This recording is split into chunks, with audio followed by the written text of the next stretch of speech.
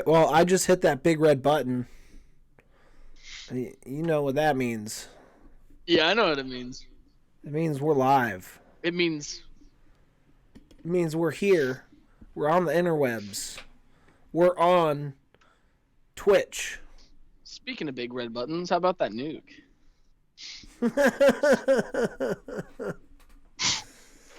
That was such a sympathy laugh. Thank you. I was trying to think. I can't remember if it was Oppenheimer or something else I watched. I just lost your. Can't hear you.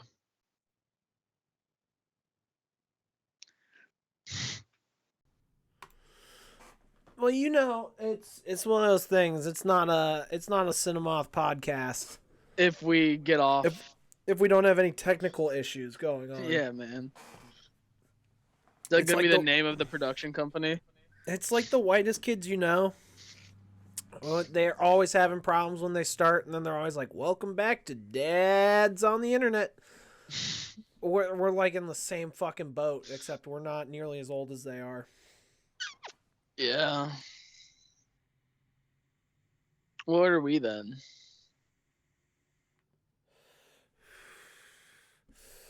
I don't even want to say it.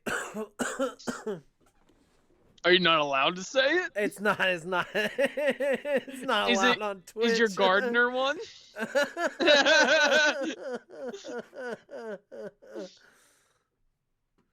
Fuck, what movie is that? What is that? It's Ash vs. Evil Dead. He's like, and I'm allowed to say that because my gardener is a huge one. Yeah, that's right. That's still like one of the only things in our Discord chat between us privately, because I remember you like sent it to me during stream. All right, so we are here. It is the Cinemoth podcast. We're back. We've been off the air again for a couple of weeks. We were supposed to do Titanic, but that was also going to happen, I think last week or the week before, and it didn't end up happening. And we were going to do it tonight, but last minute I said, you know what? I don't want to try and overload this episode, and we're already kind of behind on the Titanic being topical thing. Like, it's still, I mean, we'll get to it in like the next week or two. But this weekend was it was one of the biggest weekends in records. Box office history. Like, it's the fourth biggest weekend in box office history as Barbenheimer, and I love that. It wasn't like both of them. They owned up to the name. They're like, yeah, that's what it is. They should sell it in fucking packages at Walmart, like together when that comes out. And so, I meant to screenshot it. I don't think I did, but I saw it was a list of achievements that Barbie had it was done. like the attendance, or like for female directed movies, like the highest it's ever been, or something like that. It was the biggest opening weekend of a female directed movie ever.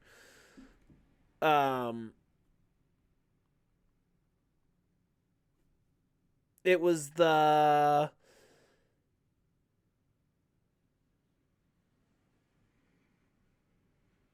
Oh man, I just had that up not too long ago. I wish I had kept that up. But yeah, so it was like the biggest weekend for a female-led movie ever Barbie had. Biggest opening weekend for a movie based on a toy. Obviously, those never do all that well. Except Transformers, I guess you can have Transformers, but even those, I don't know if I need to see those together. I don't know if any of those ever did the numbers that this has done in one weekend. Dude, I knew going into this, just after like the internet got a hold of these two, and I was like, this is gonna be a huge thing, not just because like post-COVID, but in general. It's gonna be I think this is Christopher Nolan's best non-Batman opening weekend. I think it's probably, and I'm not I'm gonna say it's his best movie, and not just because of how good it was, but because of the way he laid it out. And it wasn't as confusing as his other movies, but it held like a same level of complexity as like Inception and Shutter Island, but it wasn't just like a mind fuck for no reason. Huh, Oppenheimer had the second biggest opening for a biopic, sitting behind American Sniper. Oh yeah, that checks out. Obviously, this is Greta Gerwig's biggest movie. Uh, biggest opening weekend for Margot Robbie ever. Biggest opening for Ryan Gosling ever. I do think they'll ever break this in their career. Barbie is the largest non-sequel, non-remake movie released in July.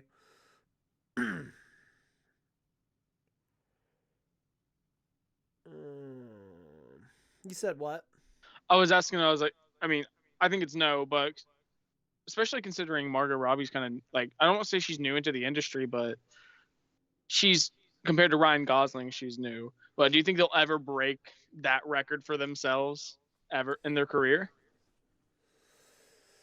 I mean, you never want to say it. Well, okay, so I actually that kind of ties into something I want to talk about with all of this because this weekend we're definitely gonna dive into the movies, but just the this weekend is so unprecedented. I don't think anyone saw this coming even like 3 months ago, 2 months ago. Like this shit really started ramping up in the last like month and a half, Yeah. where it just became such a big thing on the internet.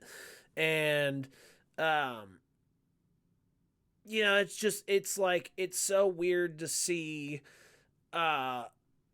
We came out of Oppenheimer. It was Friday in the afternoon, and there were so many people in the lobby on a Friday afternoon, and a lot of them were wearing pink. And I kind of didn't even think about the idea that people would dress up in pink for Are you Barbie serious?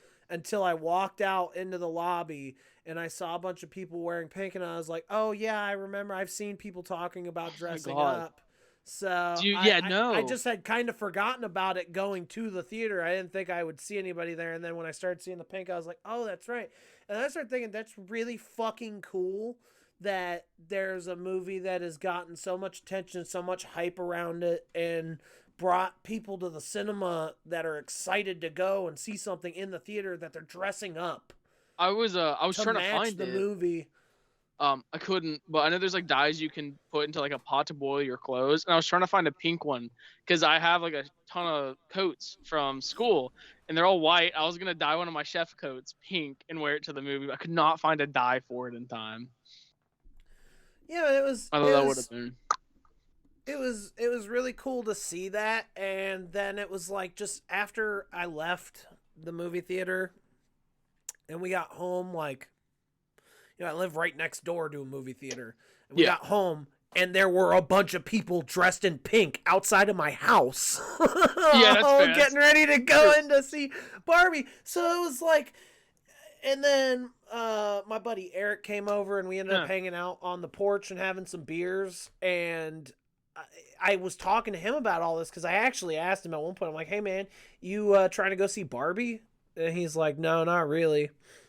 And then he came over and he saw everybody that was like outside getting ready to go in to see Barbie or coming out from seeing Barbie and like taking selfies in front of the theater. And I was just telling him, like, it's like fucking, it felt like a holiday for movie lovers. If you're like super hyped about like movies and cinema and the idea that you can go see an original idea, something that's not a tentpole property or a sequel. Dude, seeing Mattel's name on this got me excited too. Sorry to cut so you off, but that was awesome that they were 100%. They're like, we're back in this shit too, and they were even, dude, they were taking jabs at themselves. Like it was such a, they let her, like, I've never seen any of her. What was her name? Greta. What was her last name? Greta Gerwig. So Greta, I've not seen any of her other movies. Wasn't she in the Ghostbusters remake? Am I wrong? No, I don't think so. I'm thinking. I think I'm thinking of Leslie. But anyway, I haven't seen any of her movies. Kate McKinnon, weird Barbie, she was. I knew she was. I recognized her in that. But fuck, I lost my train of thought completely. Oh, but But they were making fun of themselves, and I thought it was amazing. They just kind of let the director do that. well, and she is like Lady Bird, which is a movie. My buddy Eric, who I was having beers with on the porch, he didn't know anything about Barbie, and then I told him like it's directed by Greta Gerwig, who did Lady Bird. He was like, I fucking love Lady Bird. That movie I is haven't so seen good. it. I'll check it out though. And it's an A24 movie, if I'm not mistaken. And she was also she had a supporting role in Ty West's House of the Devil. Okay.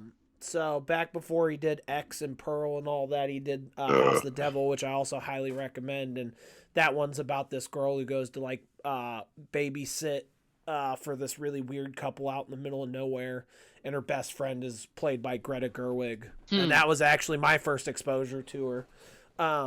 But yeah, they see this is the thing, like they took a risk on making a movie like this, and when we were walking out of the movie theater, I did like look at Natalie and Sam, and I was like, I really enjoyed that movie. I have no idea who the fuck they made that movie for. Oh, it wasn't for us. Because well, it definitely wasn't for us, but I definitely enjoyed the hell out of it. But at the same time, it's like it's like when you're told, hey, we're making a Barbie movie like a year and a half ago. Somebody says, hey, they're making a Barbie movie. You instantly in your head, you're like, yeah, I know what that's gonna be. And then the trailer came out, and it was like, nah, this one's like definitely got tones in it that feel like this is not for some like little girls. This is for like maybe like teenage girls and their parents to go enjoy. And but it's like it's weird because the Barbenheimer thing kind of skewed that, and even the intended audience that they made it for has now been eaten up by just the masses, because now everybody's about both of these movies. I have an answer, like truly, because so Emma like grew up with Barbies. It's for that audience, 100%. Like it's a passion project for them, but then it's just like a funny movie for everybody else because she grew up around this. Like she talks about like her grandmother collected them and just so big. It was a big part of her life growing up.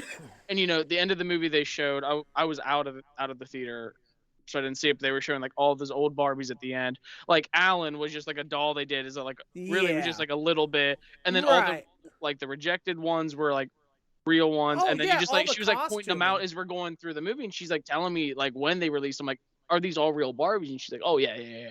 No, that's the thing. I did see I think it was Greta Gerwig. I could be wrong, but it was an interview with somebody who they were describing it. They were like, it's kind of like when you go see like a Marvel movie, like a Spider-Man movie. Oh, and you see all the different iterations of Spider-Man. All the it was Easter across the Spider-Verse for Barbie. Yeah, and it's like all these things that if you're just a regular moviegoer, you're not picking up. But if you're plugged into that source material, if you're like that's something that's meaningful to you, then you're gonna pick up on that. And that's where I saw like apparently all the costumes in the movie in Barbie World are all legit costumes, like the outfits that released at some point, all the houses, all like Barbie everything in there.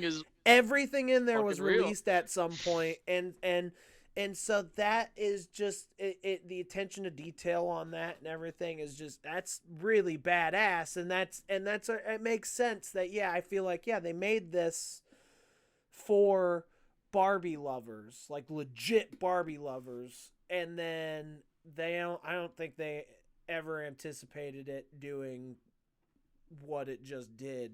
I mean, they did have a cast, one hell of a cast to back them up. Both of these movies do. Yeah.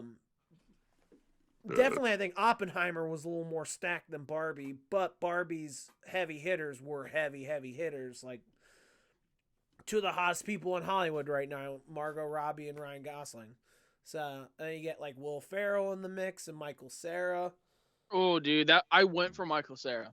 Like whenever he was shown and they like found out he was in the movie, I was on the board. I was on board the second I found out he was there. I love that so much. And it's funny. So the movie started, and the credits are rolling, and then Will Ferrell's name popped up, and Sam leaned over. He's like, "I didn't know Will Ferrell was in this movie." And then it's like 5-10 minutes later, Alan pops up on the screen, and Natalie leans over. She's like, "I didn't know Michael Cera was in this movie." He's perfect. He's perfect.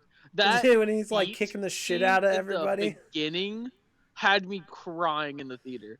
Dude, I love. So that's one thing The I humor. loved about Barbie, like especially the opening like 30 minutes in Barbie World, is like how much like they really went for it in terms of like, and this is another thing.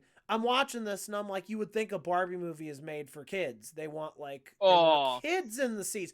This movie would confuse the shit out of kids. They'd be oh, like, "What's vagina, happening?" genitalia. What? Well, no, I'm not even talking about just like the opening when she's getting in the shower and there's no water coming out, and it's like, I don't know, unless you're like an older kid. If you're like four, Yeah, you never five, played six, with the dolls. Like, oh eh, my god, yeah. you're like confused. You're like, what the fuck is going on? Like, I'm used to. I got video games, bro. What is Because they happening had in this dolls that movie? shit on the table, and that's fun now. And like, you had a plastic, like, little just tube of a person. Like, Yeah, so kids that would be going to see this, they're not really going to understand the beginning part of it even, and then when they start hitting you with the existentialism and the shit about the patriarchy and dude. dude, that's when it's like, okay, this is definitely not made for kids, so we'll scratch that one off the list of target audience.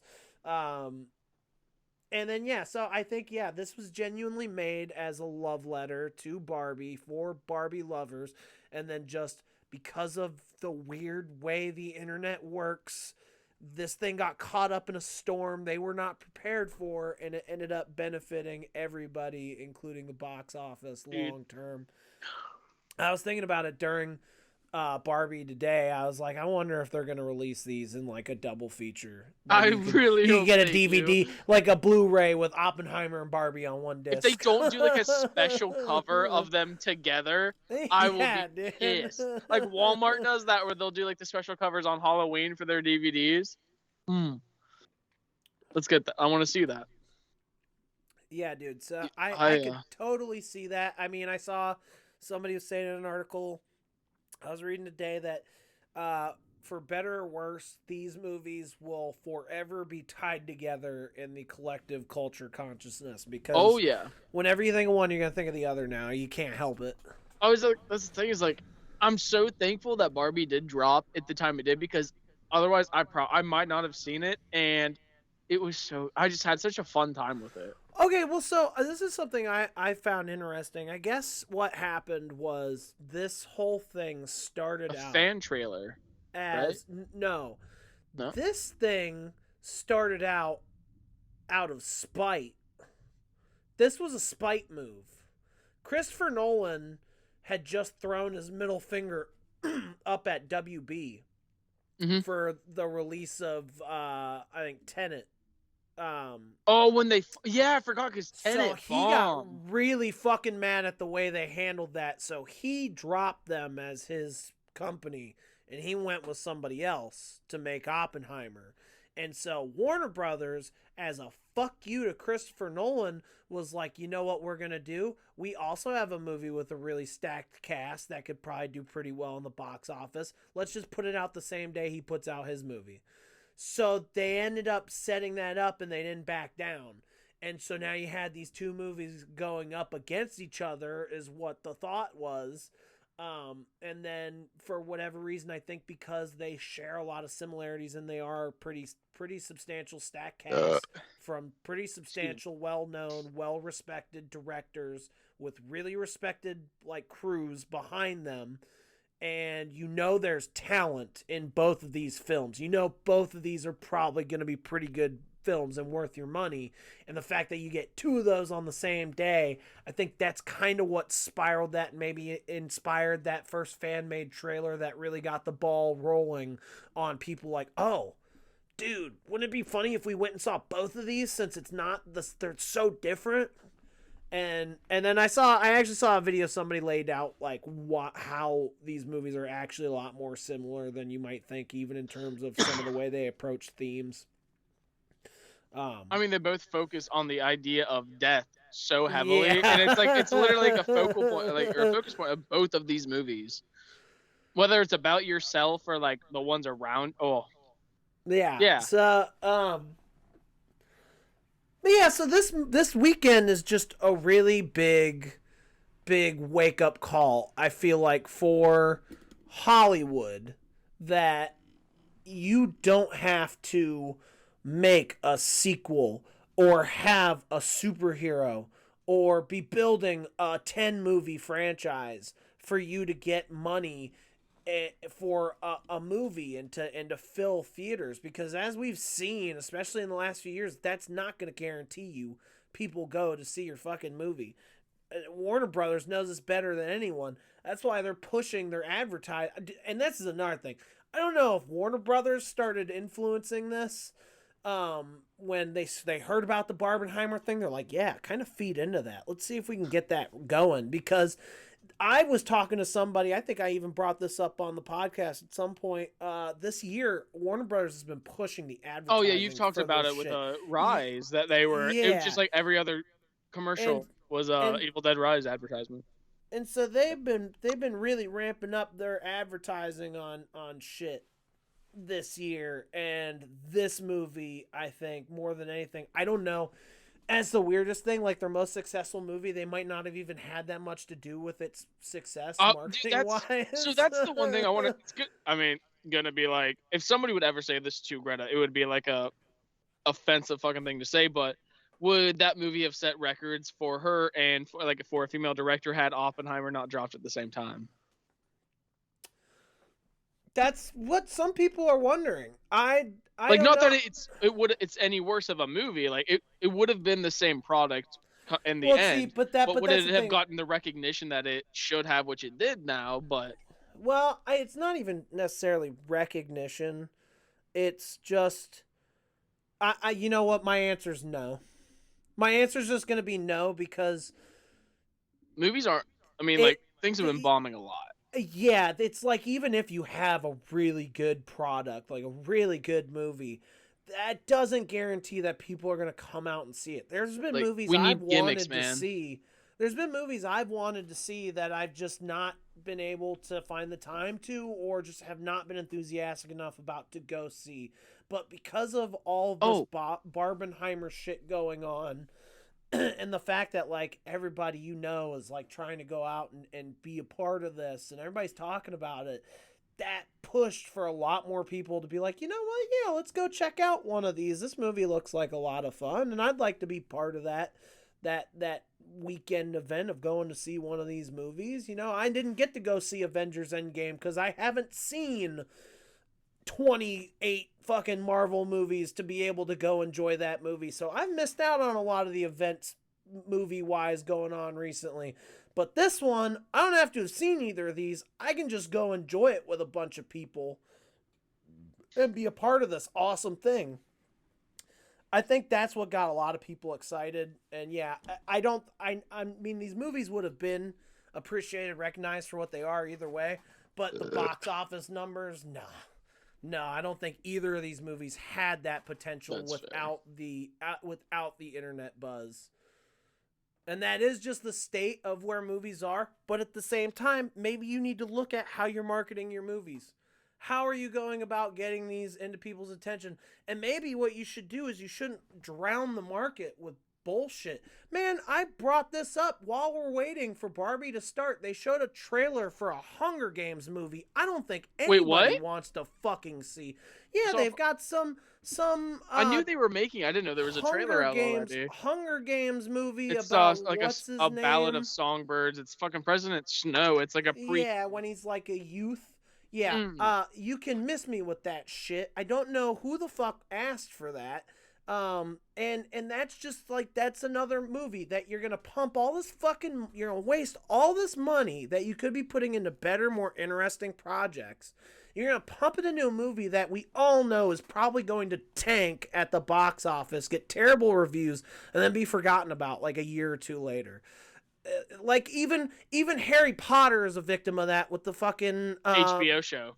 well, not Coming the out. Wait, HBO oh, show. sorry, I thought you were talking about like shit just getting kind of pumped back out. No. I'm talking about the Oh Mythical my God, Beasts, the the cursed Fantastical child or Beasts and whatever. Where to Oh Find no, Them. the movie, yeah.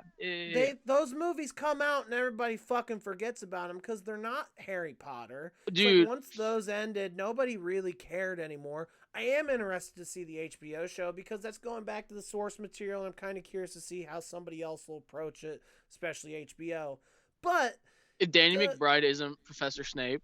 but they need to stop making so many things like this. Even I think Disney has started to realize this. Bob Iger, who has said some stupid shit recently in regards to the strike going on, but he did also mention something about the fact that they're cutting back on how many Marvel and Star Wars things they produce per year. People are getting fatigued, man, from all the TV shows and all the It, movies. You have to watch like four fucking exactly. separate series. You can't even just focus on the movies anymore. Like everybody, when I went to see Stranger, like you have to watch all of WandaVision. I'm like, let me tell you why I'm not gonna fucking do that. Yeah, And that's I'm the like, thing. I'm just gonna piece it together and read like college. I'm gonna read the Cliff Notes 30 minutes before class. I'm gonna pass the test just barely, but I'm gonna get the degree. Like it'll be fine. Yeah, dude, Sorry, but and it's it so will. annoying.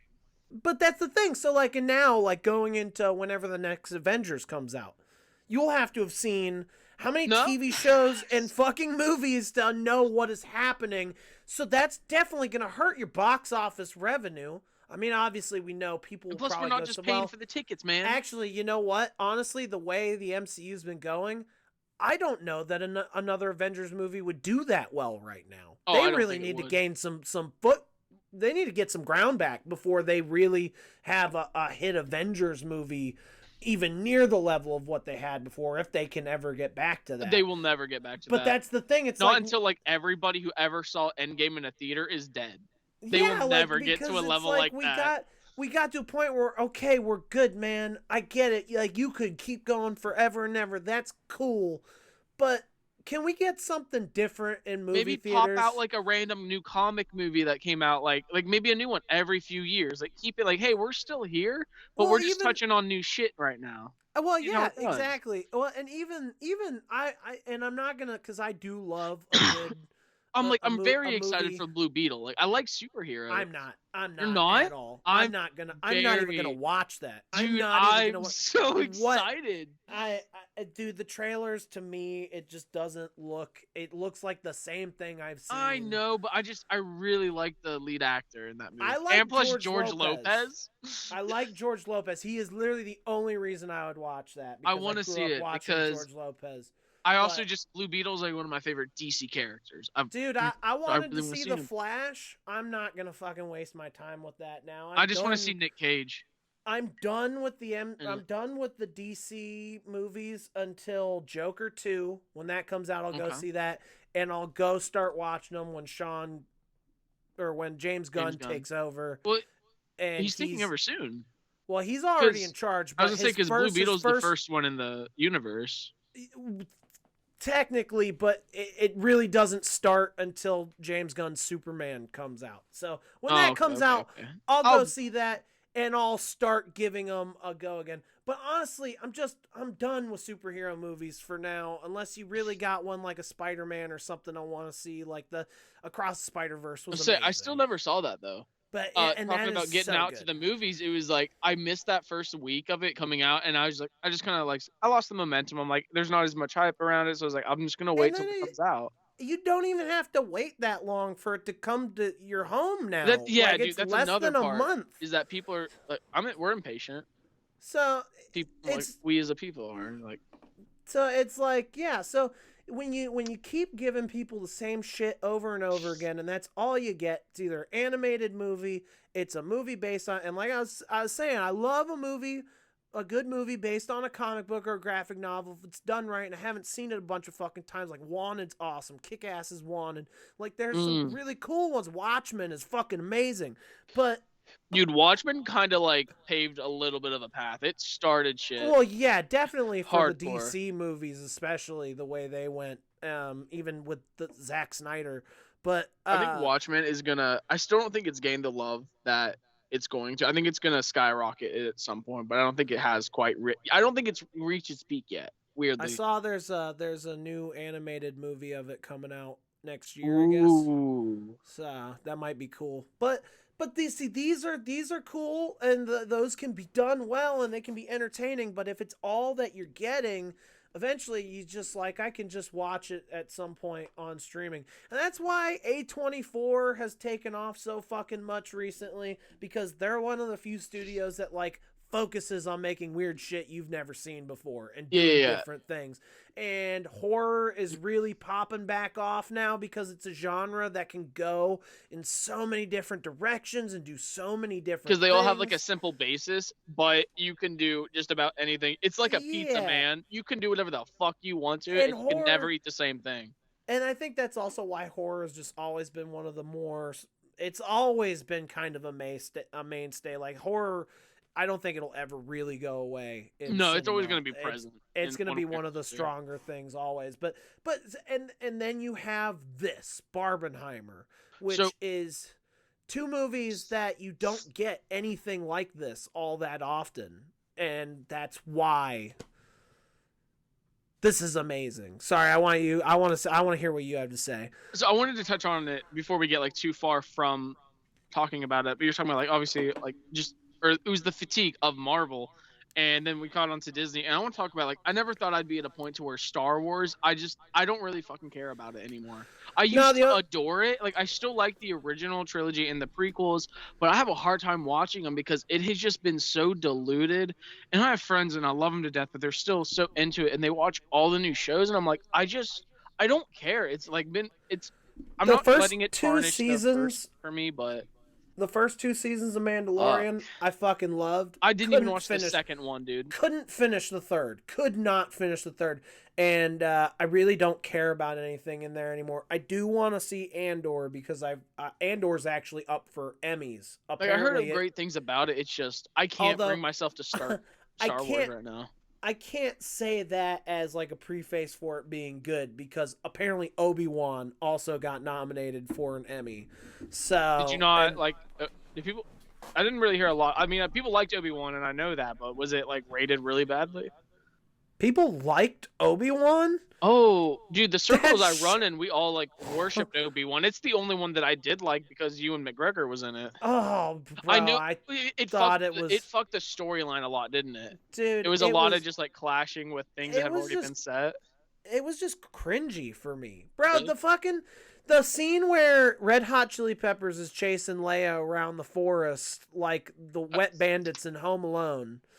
And they can't catch her. Oh. And she's like just running in circles and doing figure eights and it's just like stupid shit, that entire series. I did not enjoy most of it. It's the cubicle chase scene. I thought the shit with Anakin, especially like the final duel when his helmet's busted and it's like Anakin talking to Obi-Wan. That was really cool. Other than that, I could have just not bothered watching that.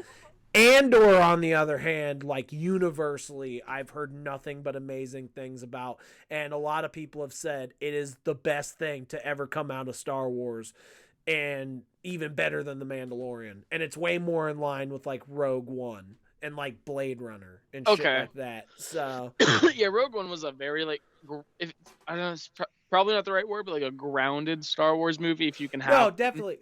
Well, if you're going to make like a grounded Star Wars movie, it's definitely one that takes place more around like less like more everyday people, not like badasses like a Mandalorian, like the literal Jedi fucking contractor for the Death Star. Yeah, who built a design. Oh, dude, I was so happy when I saw that because I'm a huge fan of How I Met Your Mother. And one of the characters in it is an architect, and they're huge Star Wars fans. And like an argument amongst them for the show is that it was a contractor's fault, not the architect's fault, because the contractor just didn't do something right to allow that vent to be put into the Death Star. But then we got Rogue One, and the architect who built the fucking Death Star designed it to have that vent. And I was like, this just made it made me so happy. And I'm like, a question I never had without the show.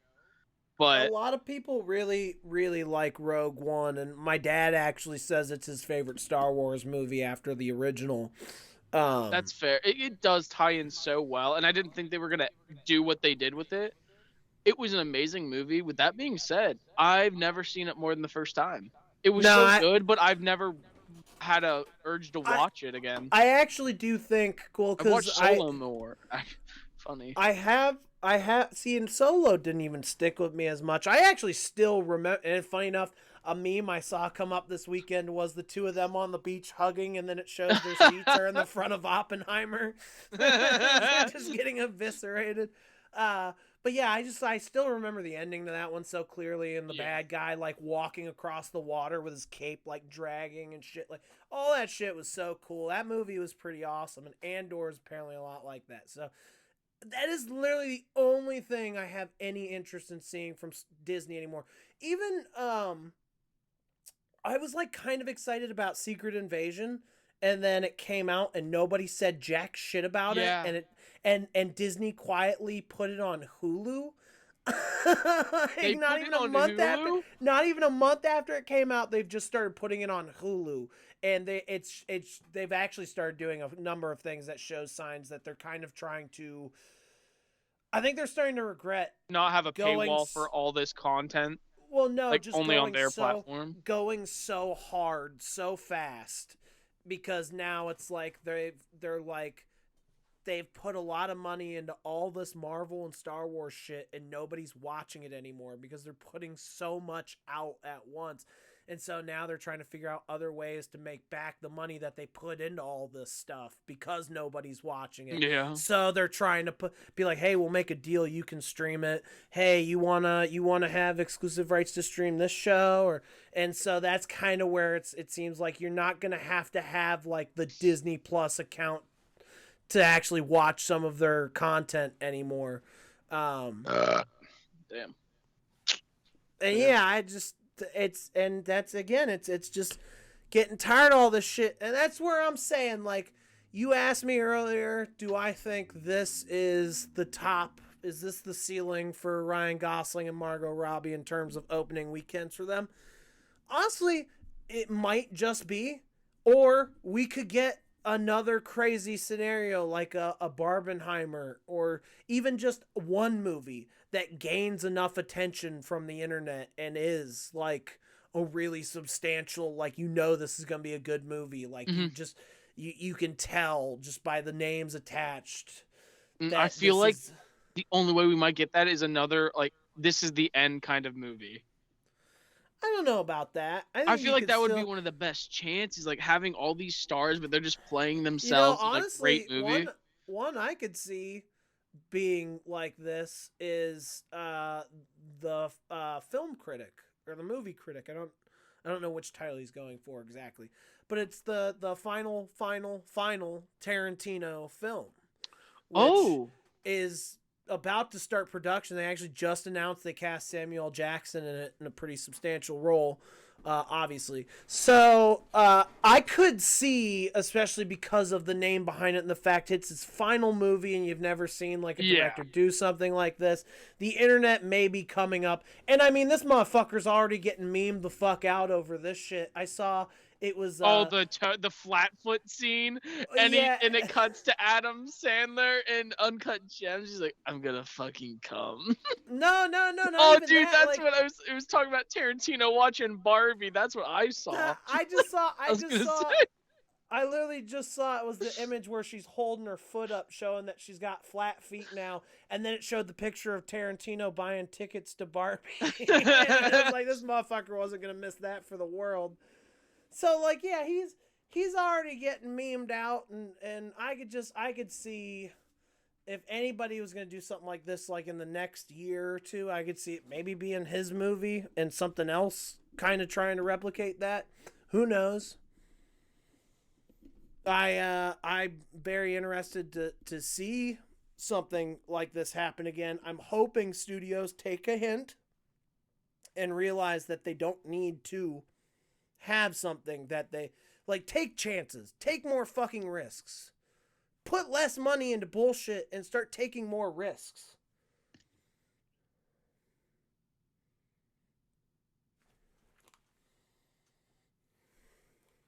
I'm sorry. I swear I thought I heard like music or something playing, and I've been watching like a lot of scary movies and ghost adventures, so I'm super paranoid because I live in a basement.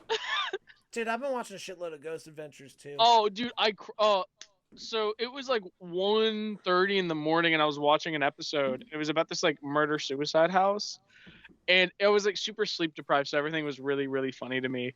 And there's a scene where like somebody's getting like assaulted by a demon or something, you know, like the usual. And like Zach's having like an aggressive breakdown and like assaulting his cast because it's the demon. And Aaron's over in the corner and he walks over and he goes, "Are you eating a beef stick?" And he was like, "Yeah." He's like, "I'm so hungry." He's like, "The midst of all of this shit," he's like, "You're eating a beef stick over here." And so it like he does his little like edit and he was like explaining, like recapping like the last 30 seconds. He's like, "As I was having a breakdown," he was like, "Aaron finished his snack." Dude, you know, that's the one thing. I Weird want Ghost Adventures tangent right now, but I've been I get on watching that like kick every now and then. I've been watching like kind of sporadically. Like I'll watch some old episodes and I'll watch like one of the newer ones. These motherfuckers are That way video more you sent me, serious now. that video you sent me, Devin, I wide it was the wide shot. You're like, "These motherfuckers got a wide shot." Very dark, very evil is inside her home. Are we going to make contact with the spirit of H.H. Holmes?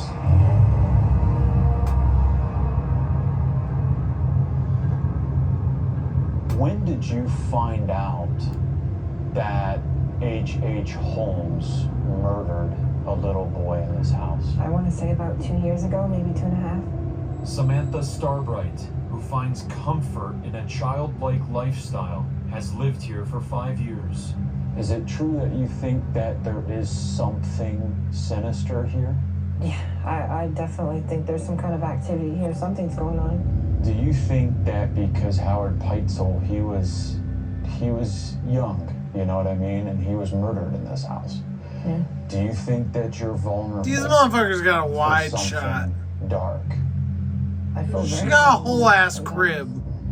You know? Sitting up.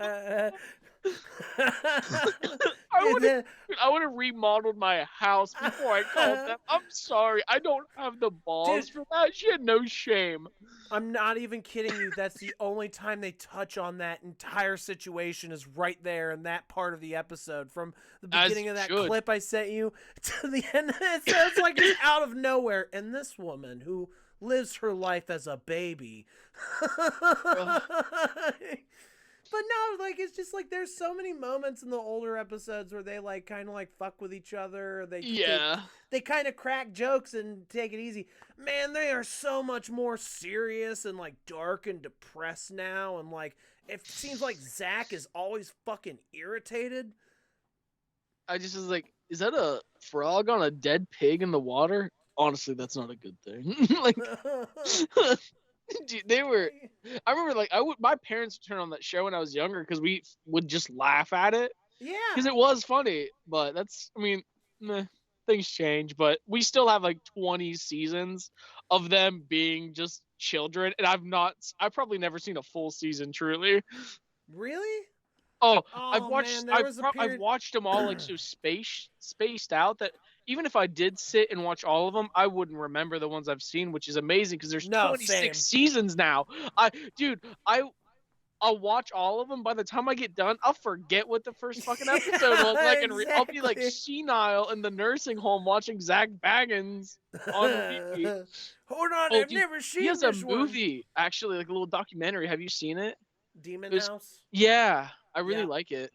Yeah, I watched that a couple years ago. And I really want to go to his museum in Vegas. That'd be cool.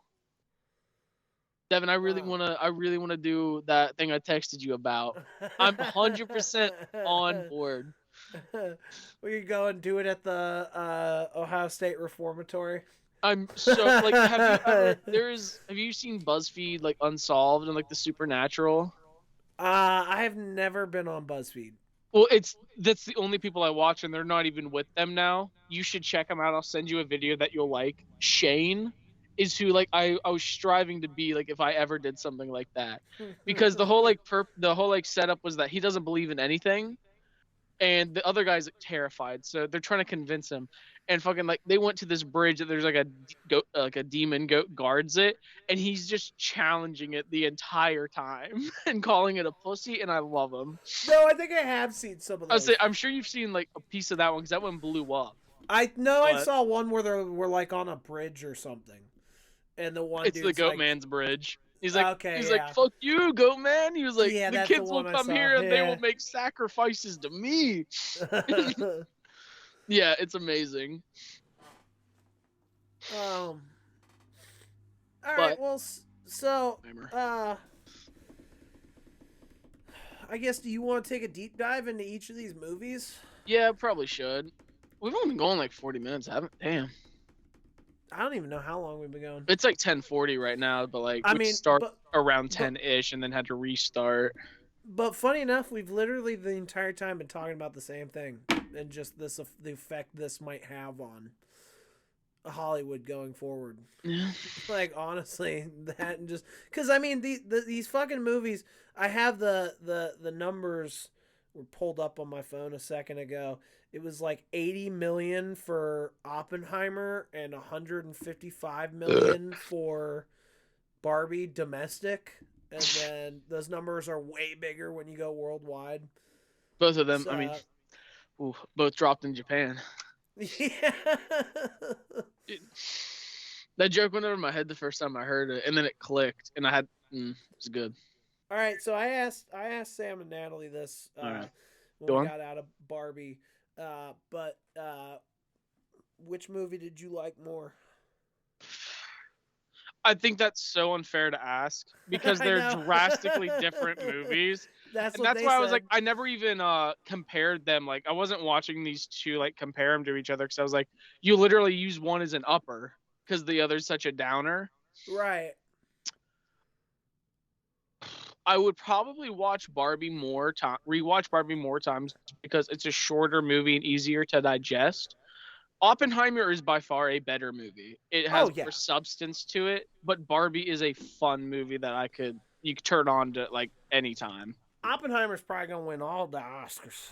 Oh yeah, like on a technical level, except set design, better, dude. Set design is gonna go to Barbie. Yeah. Probably costuming too. I mean, if they cost a fucking shortage on pink paint, they should. Yeah. Don't let that be in vain. Yeah. I also could be wrong. It might not have been Oppenheimer. What? Okay, this story is really hazy for me, so bear with me. It was either Oppenheimer or Barbie was filming. And I think if it was Barbie, it was the Barbie Land scenes. If it was Oppenheimer, it was like an explosion for the nuke drop. Mm-hmm. Whichever movie was filming, I think disrupted the production of the opposite film.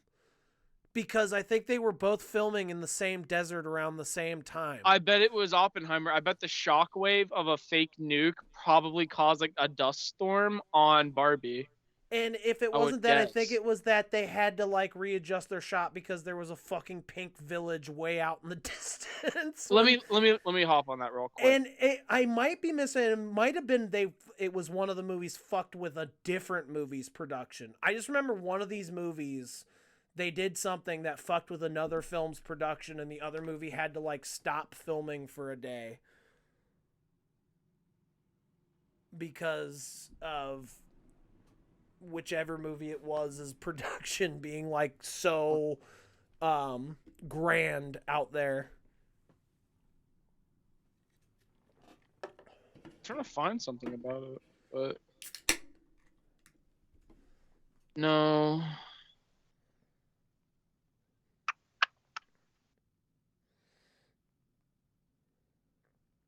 And also, I could just be completely making this up in my head and thinking. Ooh, I don't. I'm not seeing anything on it, to be honest. But give me more time at some point when I'm not on or not up. I'll find it.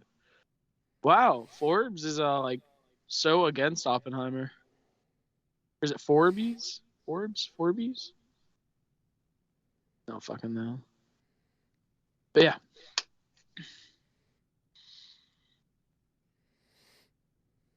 Trying to find it. Yeah, I don't know where I saw that, and it was like a few weeks ago that I read it. So I could have sworn it was one of these movies. It might be something else. I thought it was so weird because I thought it was both of these, and then it was like one of them ended up like affecting the other one's production for a day. But yeah. So I guess which movie would you want to start with? You want to talk about Oppenheimer? Yeah, because I do feel it. like we could break through Barbie quicker. We have to. Barbie's also a little fresher in my head. I said, I saw them both Sunday. I caught most of Oppenheimer, but I missed the first like 5-10 minutes. I don't even think it was 10 minutes. It was probably less than 10 minutes. But I forgot to tell you, they're showing it in one 70 millimeter screen here in Columbus. What? Where? And it's at the Gateway down on campus, and I got tickets to go see it Wednesday in 70 millimeters. Shit. So I'm going with two of my buddies to go see it on the biggest screen possible. That's fucking amazing. And I might do what we were talking about, and I might just run up to the screen right when the nuke goes off. Dude. I'm not actually going to do that. I'm not going to be an asshole. How that is, man. Well, the main thing, so right off the bat, I came out of this movie. I had one complaint, and honestly, the people in charge of kind of hyping this movie up even more right before it dropped did it to themselves, because they were talking about how there was a scene in the movie that caused them to get the R rating because of an extended full frontal nudity from both Cillian Murphy and Florence. Not so much by Cillian. Well, that's the thing. That's the thing. When they were talking about their like extended full frontal nudity from both, and it's like it's like a lengthy scene. It's like 2 They're having or 3 a conversation. minutes and no, they didn't specify. They just made it so myself and a lot of other really you thought hyped moviegoers were expecting to not only see all of Florence, but also see some fucking Cillian dong. And we didn't get that. And actually, I saw a meme. You can look on my Facebook. I shared it. It's a Seinfeld post where George is complaining about how he was let down that he didn't get to see any Cillian Murphy dong. And then Seinfeld's like, well, I heard he hangs dong in 28 Days Later. And he's like, yeah, but that's all grainy. And it's like, even if I zoom in, I can't see anything. And it's in a hospital, so it's like all exhausted anyway. I don't want zombie movie dong. I wanted really dramatic biopic dong. Jesus Christ. And honestly, I told Natalie when we got out of the theater, I'm like, as cool as it was to see Florence Poe's chest on IMAX for like 2 or 3 minutes, I was a little let down. I didn't see Cillian Murphy's dick. I was expecting like some HBO shit. And then I actually got on a little bit of we got in a conversation about how HBO, I feel like they almost, like, they just do way more than even theaters can in a lot of dude, 100%, cases. because there's times where it would be labeled almost as like, I'm pretty sure it would be labeled as not porn, unrated, but like, yeah. That's what my buddy Eric was saying. He was like, I'm pretty sure it's just because they don't have to rate their shit, so they can just put it on there as just, this is HBO. Yeah. you know if it's on HBO, they're their own like rating company, dude. It's like the one that they made for Evil Dead 2. It's like, exactly. Yep, it's rated R. Sure. I told him about that story because it made me think of that. But I guess because I'm so used to watching shit on HBO at this point, when I hear something about full frontal nudity, I'm expecting them to go like whole hog, and they did not do that. And so I was like, I was a little let down by that. And Natalie's response was, gay. I was like, hey, all right, I was told one thing and I was let down. I'm not saying that the movie sucked because of it. I loved the movie. I'm just saying in that one instance, there's one thing that I was expecting in the movie that didn't happen, and so inherently I was a little let down by it. But it didn't affect the movie at all. It's definitely a very small thing. But we'll never know if it was. But well, I mean, apparently we could figure it out if we could enhance some 28 days later frames. Put 28 days later in like a fucking like crime movie, and then have them like, because they can do it. I know they have the technology. We have the technology. We can enhance the image of his dong. But yeah, so I really liked this movie's pacing, because for 3 hours... I was surprised by it. I was talking actually about that on the way home. For 3 hours, it did not feel like 3 hours. And I think a lot of that is due to not only the performances being so good and so immersive, but the score and the editing. Dude, that was one thing I was talking about. And it was... We had 3 separate storylines going this entire movie. Not once did they ever really like cross paths and then finally come to like one full closure. They all just ended at some point, and then we saw the ending of another one. And I think that's why, like, obviously the beginning of the movie was the slowest part because we're building on 3 separate stories. But then, everything's exciting at the same time. It was great. Well, and see, like I said, I missed the very opening of the movie. So I don't know when exactly they introduced all the shit with Strauss. I don't know if that was the very opening of the movie and then they started going back, or did it start with him? It's kind of...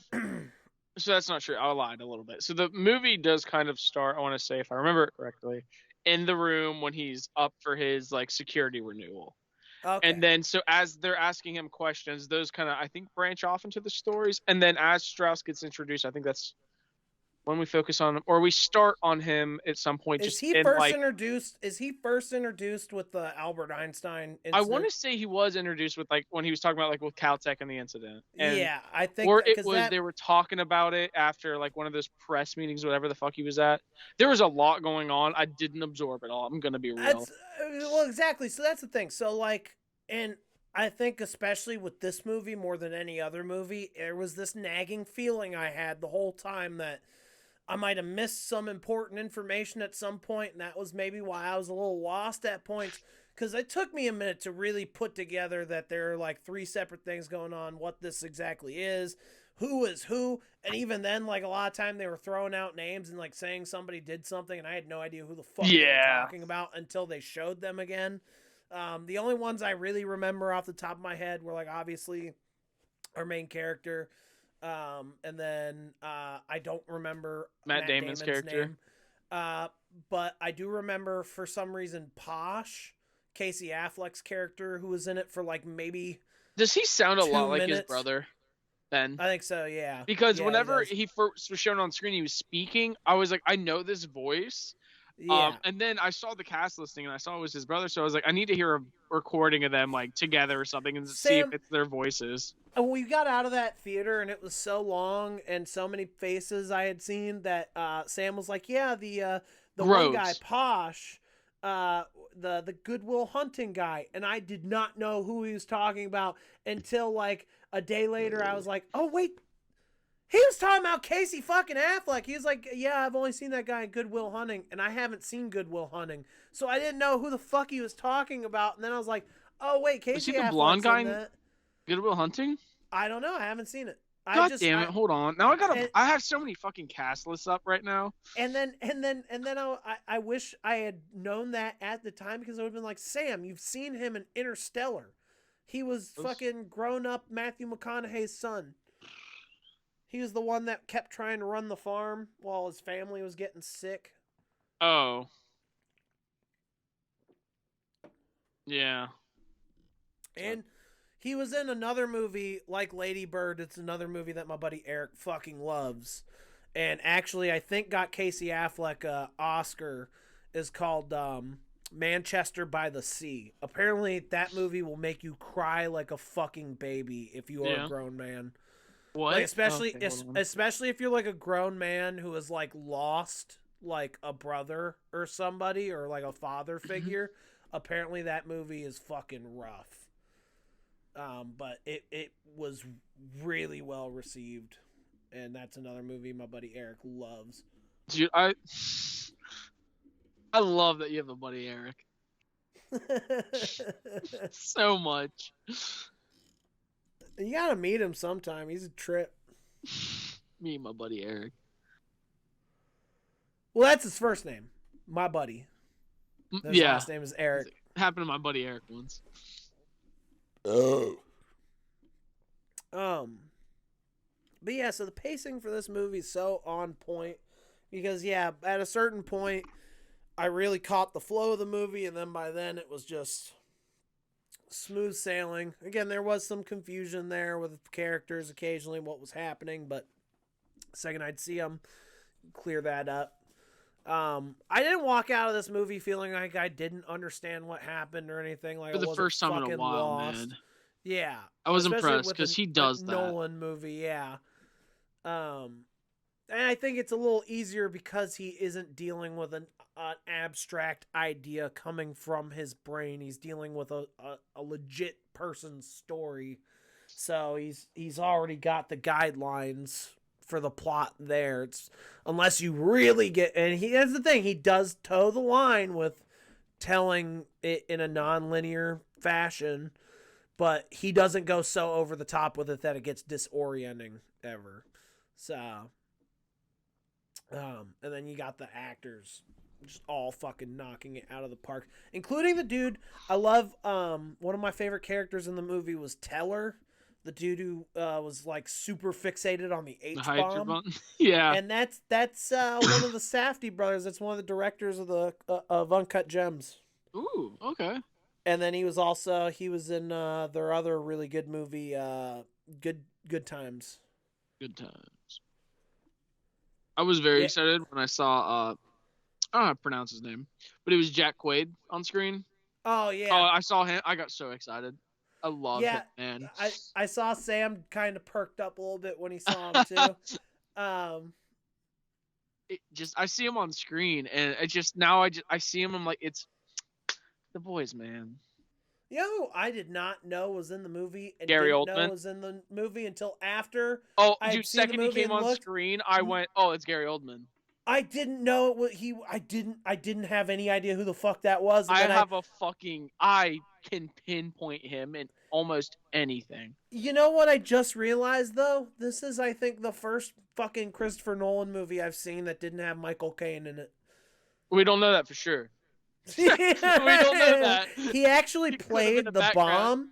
He played the bomb that dropped during the Trinity test. He's like, I'm truly sorry about this. Poppy. Dude, that was it was weird hearing them call him that, but I was like, also, if he was my friend, I don't think I would use his full last name all the time either. Like, that's a mouthful. I wouldn't call him by his last name. But I'm also not from that time, so... There are people who were just called by their last name, because, like, if you have a last name like Oppenheimer, yeah.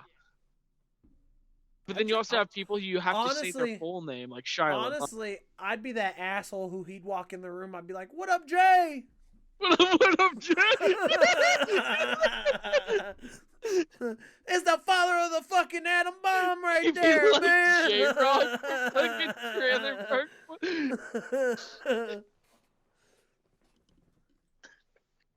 That one just, that one guy at the rally, just like a little too drunk. He's like, "Show us your dick. Show us your dick." I've gotten into the habit of wanting to chant. Like, if we're in a crowded movie theater, I don't fucking do it. But I'm always wanting Nicole Kidman. It makes me sad. Dude, I feel like I heard that they were going to do a sequel to that. Yeah. To that Nicole Kidman intro for seeing movies. They were gonna do a sequel, like a follow-up one with her again. I don't know if that's ever actually gonna happen or if that was real or just like a troll thing I saw, but That would be amazing if they just like played into it. They're like, all right. they just made a full ass dude. Okay, talking about doing weird fucking shit. Hollywood, make a Nicole Kidman AMC Magic at the Movies movie. Regal's new intro is fucking cringe. I've never been to a Regal. That's all we have now. Actually, no, that's not true. I think I went to go see Joker at Regal when I went and saw it with Michael and Jason when we were in Marietta. We went across the border to, I think, Virginia to see it. Oh, at a Regal. I hate it so much. I also had a moment that in the Barbie movie that was a little awkward, but it was only because it was empty. But we'll get to that in a minute. Did you get a boner during Barbie? No, somebody tried to start a thing and it just didn't take off. And I was like, I looked at that moment. That was kind of cringe. Or they started singing "I'm a Barbie Girl." No, it was after the monologue, the big monologue in the movie, with the mother. Oh yeah, she's in Barbie Land, and and I was like, that was an amazing speech, but the woman just kind of killed the whole momentum of it in the row in front of me. I did hear because I was sitting in between Natalie and Sam, and she finished that speech, and Natalie just went "fucking right." Yeah, that's great. Okay, well, fuck it, we'll get to it. This woman in the row in front of me went, "Amen, sister," and she started clapping, but nobody else in the theater did it, not even the people she was with. And I was like, "Ooh," and I was like, "You're gonna be I was like, "Eyes are on you when the lights come back on." See, Natalie wasn't that loud about it. It was just almost under her breath. She was just like, "Fucking right." Oh yeah, no, this was audible. I'm like, this is an empty theater. I was like, it's not like fucking Han Solo walked on the screen. It was like reverberating Star Wars, off the baby. Screen. Just like, people in Oppenheimer next door heard her. They're like, "What is going on over there?" They're like, "We can't hear the bomb."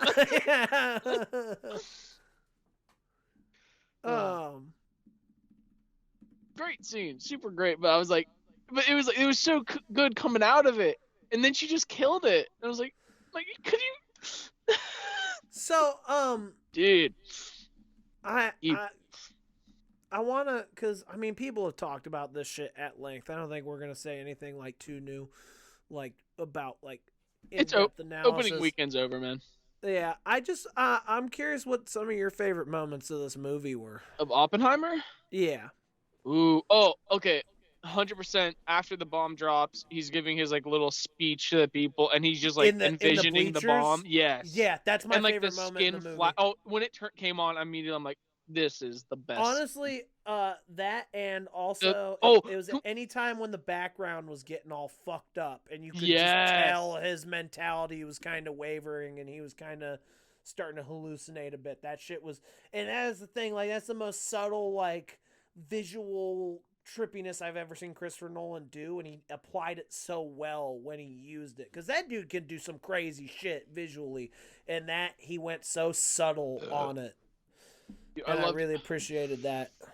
And it was when everyone first started clapping, and it was silent, and then you get half a second of just a scream. Yeah. And I was like, ooh, I thought it was gonna come back, and it never really did. So it made it ooh. So I was like, am I actually hearing this shit? And it was so good.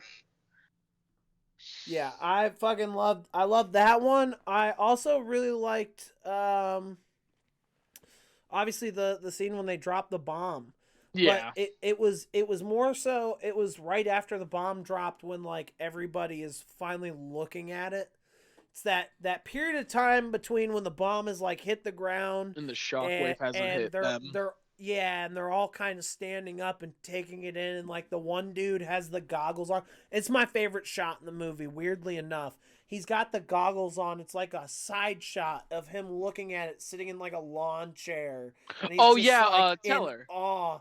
No, it's right. I don't think it was. He put the lotion on his face, and he had the yeah. It was Teller. Yeah, him looking at it. Because Jack Quaid was in the car next to him, and he's like, glass. He's like, no, the windshield's got UV, and he's like, what stops the?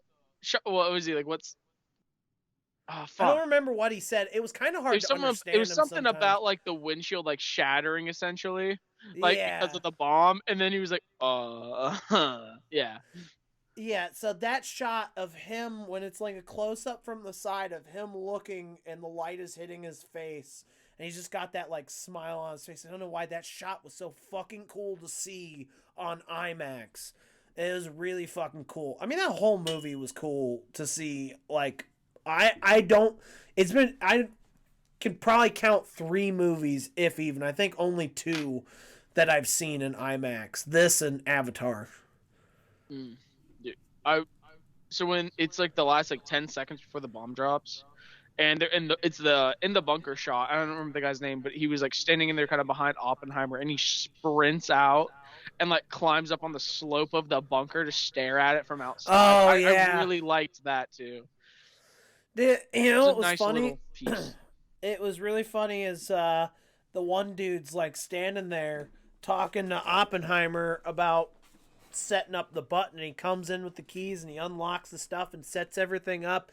Then Oppenheimer's like, that needle drops Yeah, Josh Peck. 1 notch below. You stop.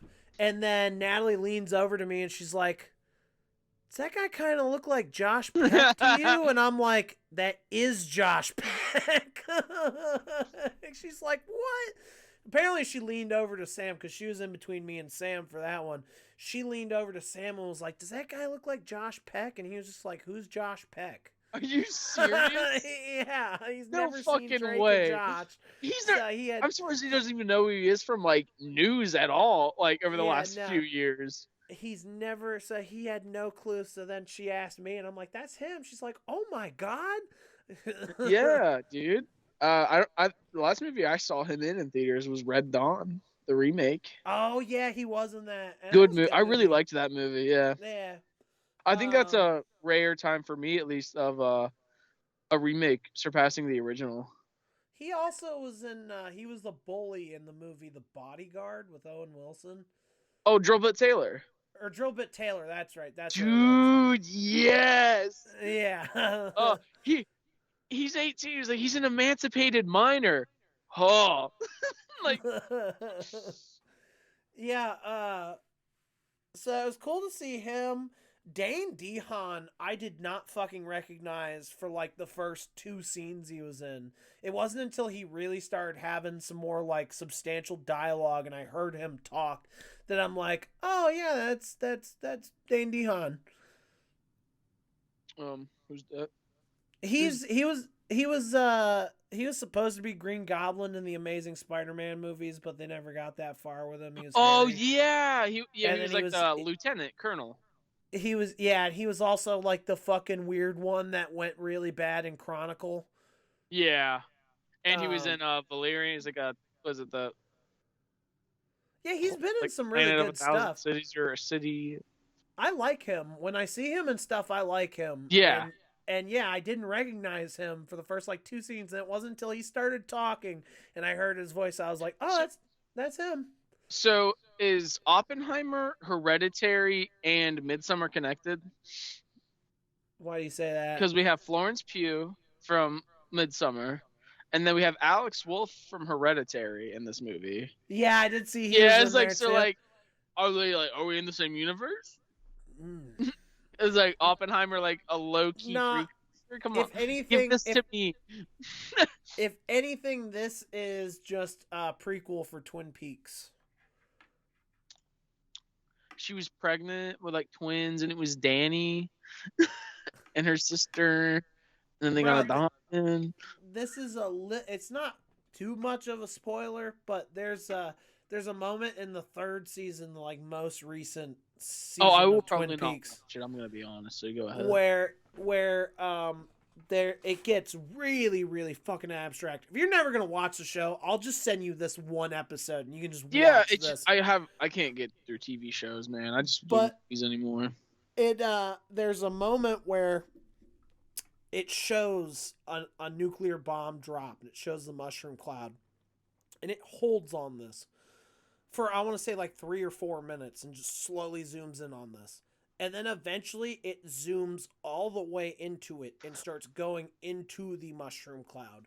and then it starts exploring each of the atoms, like fucking Ooh, crushing in that's on each cool. other and shit. And then it goes even further in, and then it goes deep enough in that it shows the creation of the entity that is the bad guy in the entire series. And basically, he was created in the Trinity test. So, if anything, this would be a prequel to Twin Now Peaks. I want to fucking.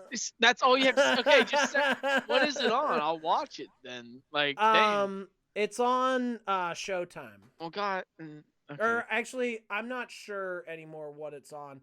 But honestly, I have Blu-rays. Have you read any of the boys, by the way? Not yet. I actually took one of them to camping with us. I was going to start reading it while we were camping, and then I realized I took book 2 instead of the first one. So I was like, fuck me. All right. So that didn't go my way, and I haven't had really another chance to read. It's all good. I don't read a lot. I don't reread stuff a lot, so. You know what I'm kind of mad about, and I've been mad about it for a little while now? Yeah. I can't find... I used to have a copy of Watchmen, and I can't find that anymore. It was a hardcover, and it was awesome. And then after I got kicked out of my house when I was in high school, I fucking lost it. Oh, okay. I was gonna ask if it like you had it at your house before you moved back where you're at. It was back when I was in high school. I had man. Because I went and saw Watchmen like opening day in the 8th grade. I had just gotten suspended that day for 5 days. I had just gotten suspended for 5 days for kicking the shit out of this kid that had been picking on me for like months at school. Oh yeah, I remember you telling me that story. And so I stood up for myself finally, and I beat this kid up, and the school suspended me and said I was the aggressor, this and that. And my mom was like, what do you want to do? I was like, what do you mean? She's like, well, you don't have to go to school tomorrow. What do you want to do? I was like, what do you mean? She's like, you want to go bowling? You want to go see a movie? I'm like, both. She's like, all right, you want to bring anybody? So she let me bring my 2 friends. We went bowling, and then she took us to go see Watchmen, and she let us sit by ourselves, and she had a friend of hers meet up with her, and she watched it with her in like the corner of the theater. And there's 3 8th graders sitting there watching Watchmen opening day. Dong. Fucking Dr. Manhattan's huge dong is hanging down as he's walking through Vietnam, and this usher just walks up. He's like, I'm sorry, are you with anybody? They like, actually, dude, they never check at any of the theaters. This was Movie Taverns. This is one of those movies where like they have seating where there's like a table in front of you. Oh, it's like an Alamo set. You can like order dinner while you're watching the movie, so they have people coming in and out of the theater pretty frequently. So I'm sure somebody noticed us and notified staff, and then they came in, and I was like, oh yeah, my mom's back there. So then she went and talked to him, or they went and talked to her. But so after I saw that, I was obsessed with Watchmen. I wanted to see that movie a bunch more times. I wanted to read the graphic novel. I wanted to be Rorschach. I was like, that dude is so awesome. You'd like steal your mom's pantyhose and wear them over your face, like put paint on them. No, dude, I saw.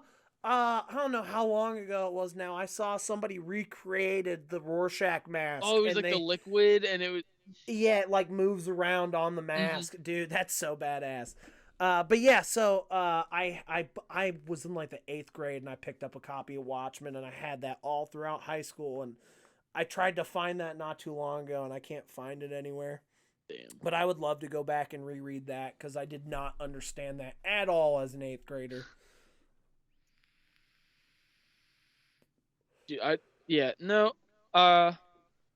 oh, that's a good point.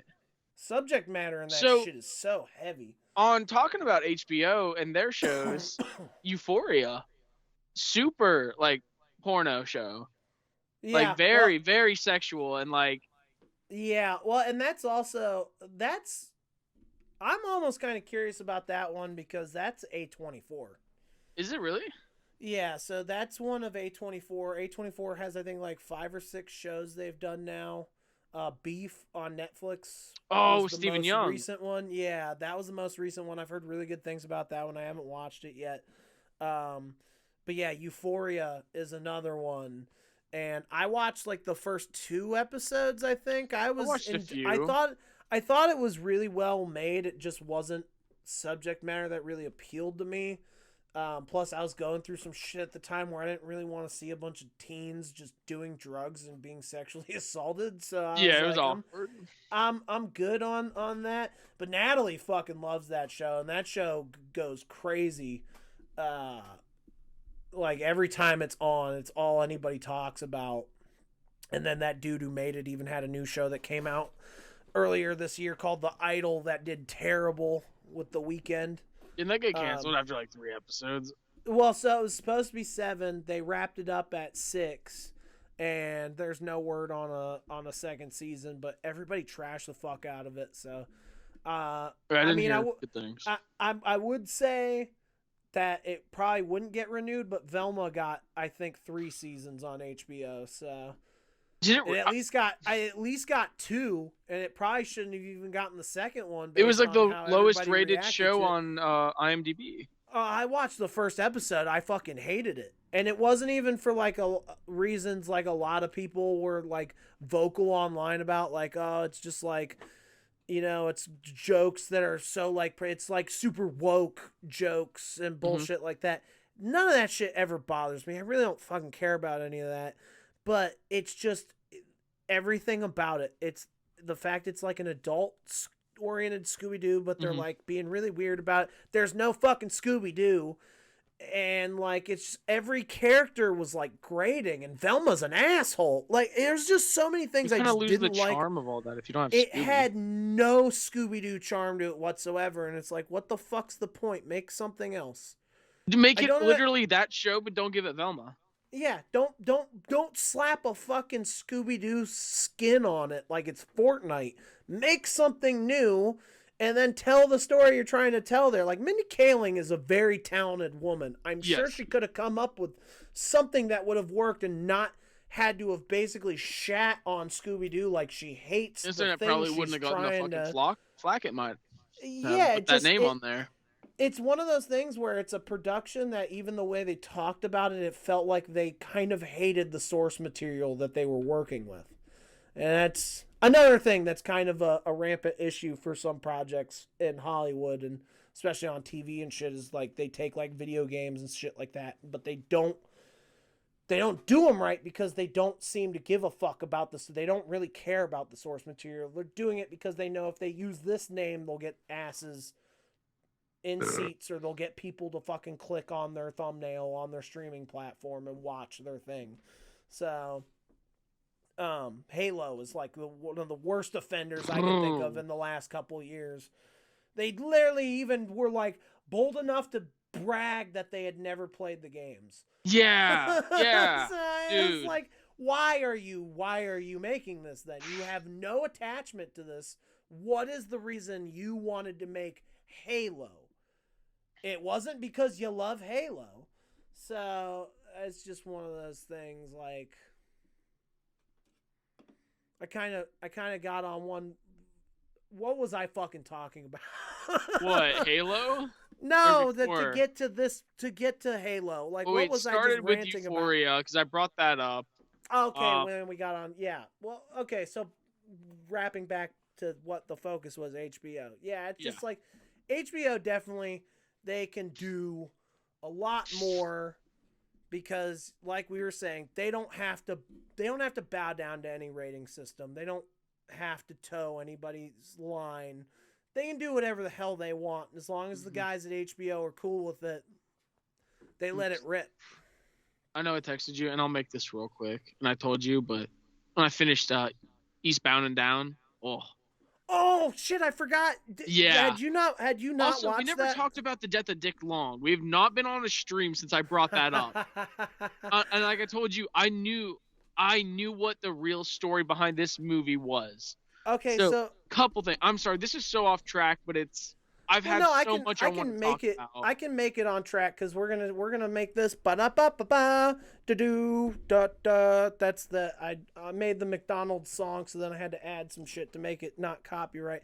That's the intro song for the new A24 segment. Beep, beep, beep, where we're gonna talk about A24 for a minute. Because we just talked about Euphoria. you want to talk about the death of Dick Long. I actually have another thing I wanted to bring up because we've talked about touching on Hollywood a lot this episode. There is the big thing with the strikes going on in Hollywood. And I actually, just before going live here, I saw an article I was starting to read about how apparently there are like 80 to 90 projects currently in production that have been approved by SAG-AFTRA for actors to work on. These are basically 90 projects that all of the actors in Hollywood are allowed to work on at the moment. 39 of them are. These projects, it might have been 39. I don't remember. It was a number that was not above 100. It was a very small amount of projects. But there's a lot of big talent now that's going to be kind of looking at these like, hey, I could be part of these. 2 of those are A24 movies. And what was I reading then? Someone made a really good point. They said, A24 is the independent studio right now. They're one of the underdogs still. They're not a big name fucking production thing like Universal or Warner Brothers. Yet they're able to fucking come to an agreement with SAG-AFTRA while all these big name guys pretend they're too fucking broke to be able to do this shit.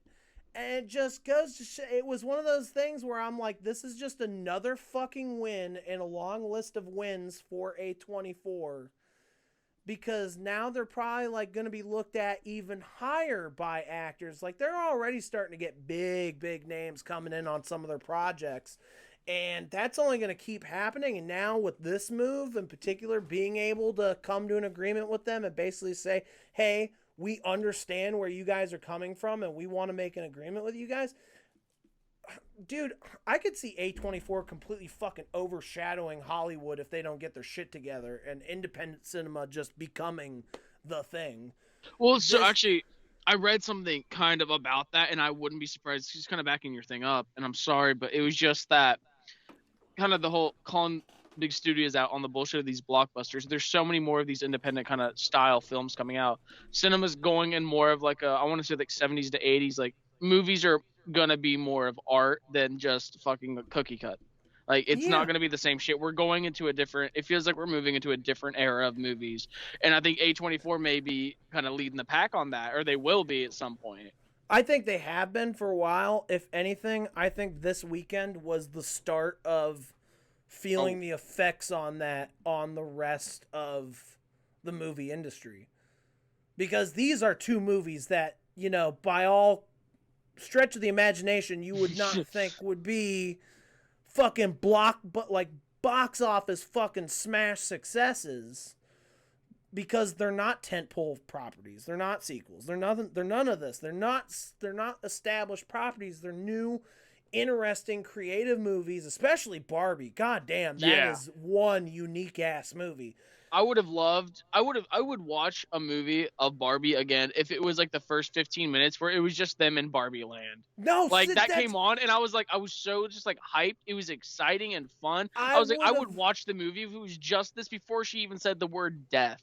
Like, if it was just like Barbie Land, but then they like almost took it to an extreme, but they kept that style of like everything's happening the way it would happen if a kid's playing with it, and they toyed with that and jokes and stuff.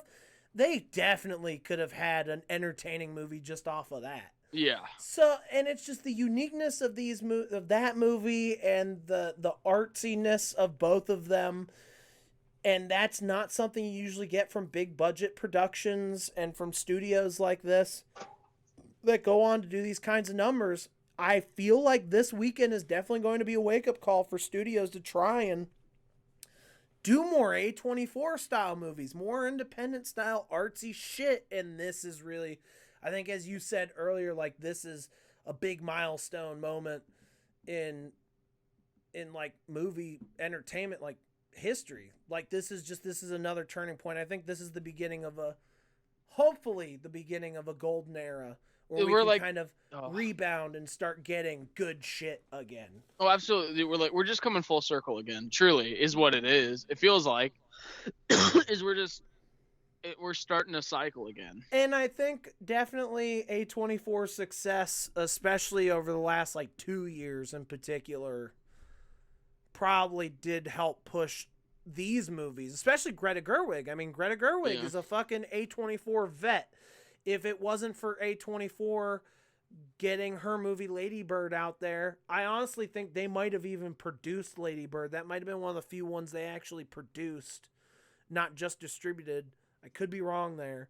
But either way, like, if they hadn't taken that chance on that movie and given Greta Gerwig that platform with them to get Lady Bird out there and for it to be the success it was critically, the Barbie movie might not have happened the way we just got it.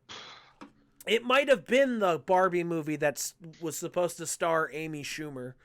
I forgot that was a thing. I thought I was crazy. No, That's like that the was Berenstein Bears. That's a fucking like Mandela effect. I thought I dreamt that. Yeah, no, baby. And honestly, I don't think that would have been a good movie. I wouldn't necessarily say it's definitely going to be a bad movie.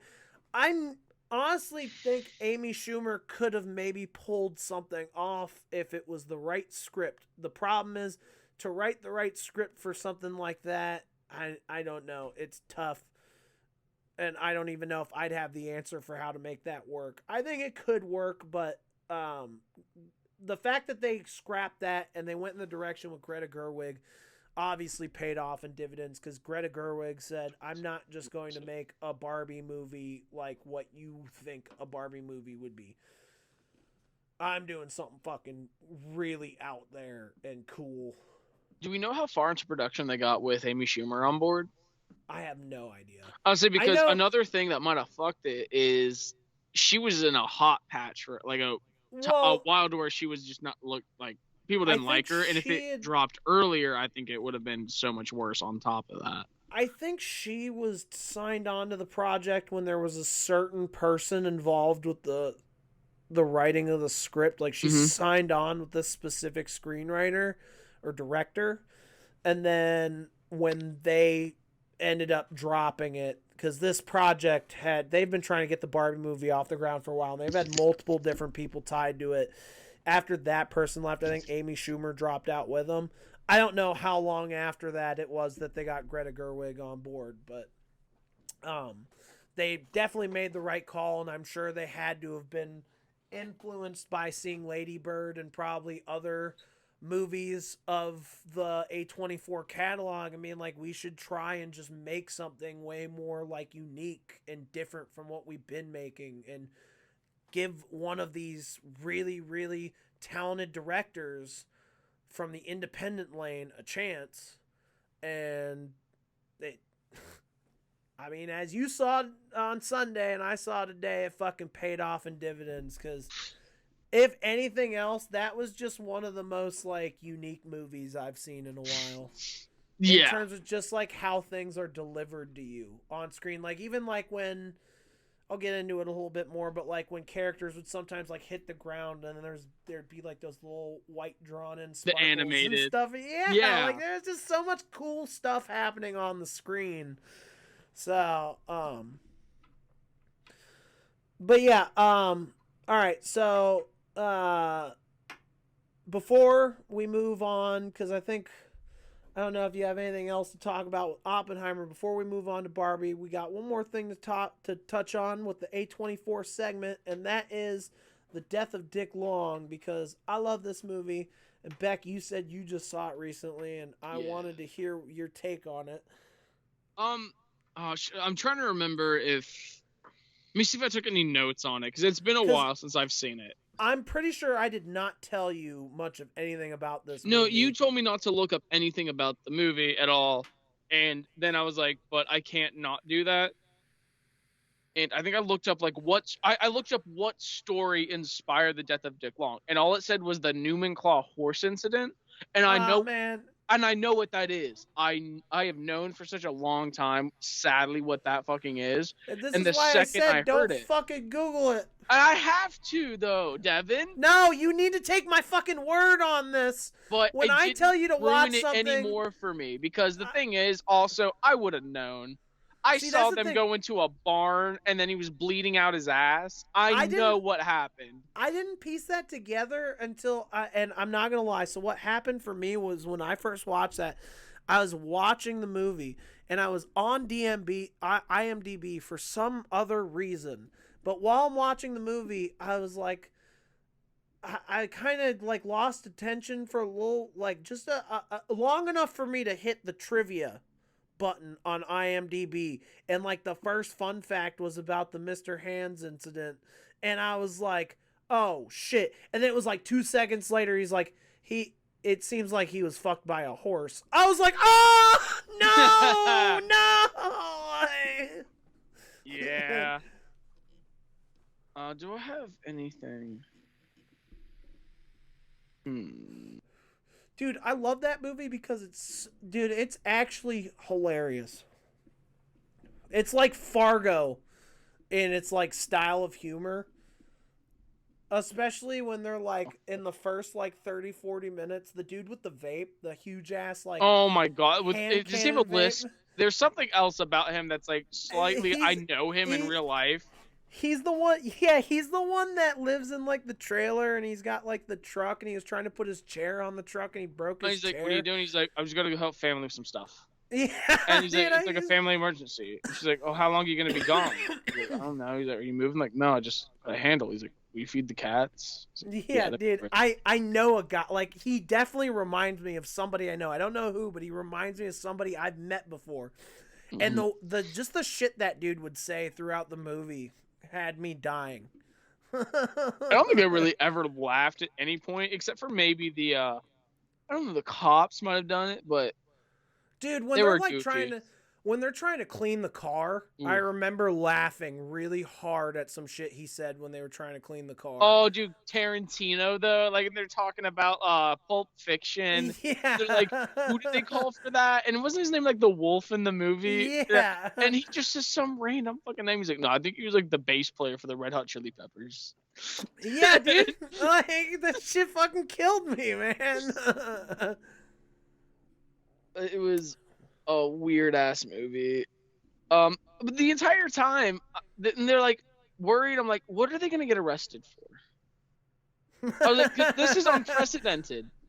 I was like, this is something that like, how do you handle this? I'm like, what? I'm like, I understand the shame of it, but like, also, what are you gonna be in trouble for? That's Just the like, thing. yeah, I I mean, broke they ended up first, and then not getting in any trouble. I think like, the worst they could have gotten was like, bestiality, but also like yeah, they or, can't like, really prove that they did anything. I guess. I don't even know if it would be bestiality. I think it would be more like reckless endangerment, or Yeah. maybe like disorderly conduct or some shit, like just like something about like acting a fool. It'd be like one of those charges for acting a fool, and like they let you out the next day or whatever. That would be like the worst thing they probably would have had. But the fact that their fucking friend died, obviously, if you just dropped your buddy off at the hospital and then you hear your friend is dead, and you didn't stay behind to say anything or tell anybody what had happened to And him, that's different, but like, and now but I was like, at the you hospital, why didn't you just stay and take him? Like, you're not, right. or at least like Well, you don't they- even have to stay. Just take him into the actual hospital. Well, that's the thing. I think they were thinking like they were more worried at the time. They were thinking he'll be all right if we get him to the hospital. We don't need our wives and our children knowing that we're going out to the barn and doing this. And they're also in a small town. So that was another thing they were worried about. Oh, especially at the end of the movie, you saw that. Which it did at the end, yeah. So they knew what was going to happen the second people found out. And if they stayed at the hospital, people were going to find out. So I think their thought process was, we drop him off, we just leave him there, and someone will find him in the parking lot, and they'll help him, and then he'll keep his mouth shut, we keep our mouth shut, that'll be it. Then when they hear he's dead, it's a whole nother fucking thing. And then, yeah, that's just... Oh man, that movie is really, it's such a strange set of circumstances, but it makes for such like a Coen-esque kind of like crime drama almost. Although they're not criminals. They might be in the law of nature, but in terms of like actual like lifestyle, they're just some dudes, some fucking dudes that live out in the country that decided to get wild one night and then shit went really bad. Now they don't know how to handle it. Just, yeah. Well, and I that also movie was fucking trip. I also love the cover of that movie because it's like the fireworks. If you tell somebody about the like, hey, you should watch this movie. It's really good, and then they see the cover and they hear the title, "The Death of Dick Long." Because I remember you said cover, that to me, and I went, "Who the fuck named this?" And then the cover is a dude launching a firework off of his dick. Like you're like, what is this movie? And then it starts, and you're still just like, what is this movie? Yeah, that's a very unique one.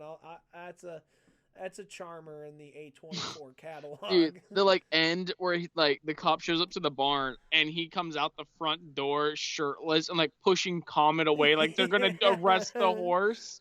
Like, dude, well, just that whole scene where he's like, he keeps going in and out of the bedroom and he's got the cop sitting there at the table and like it's the last time. This is the time when they like it ends with him going and trying to like get Comet out of there and shit. Mm-hmm.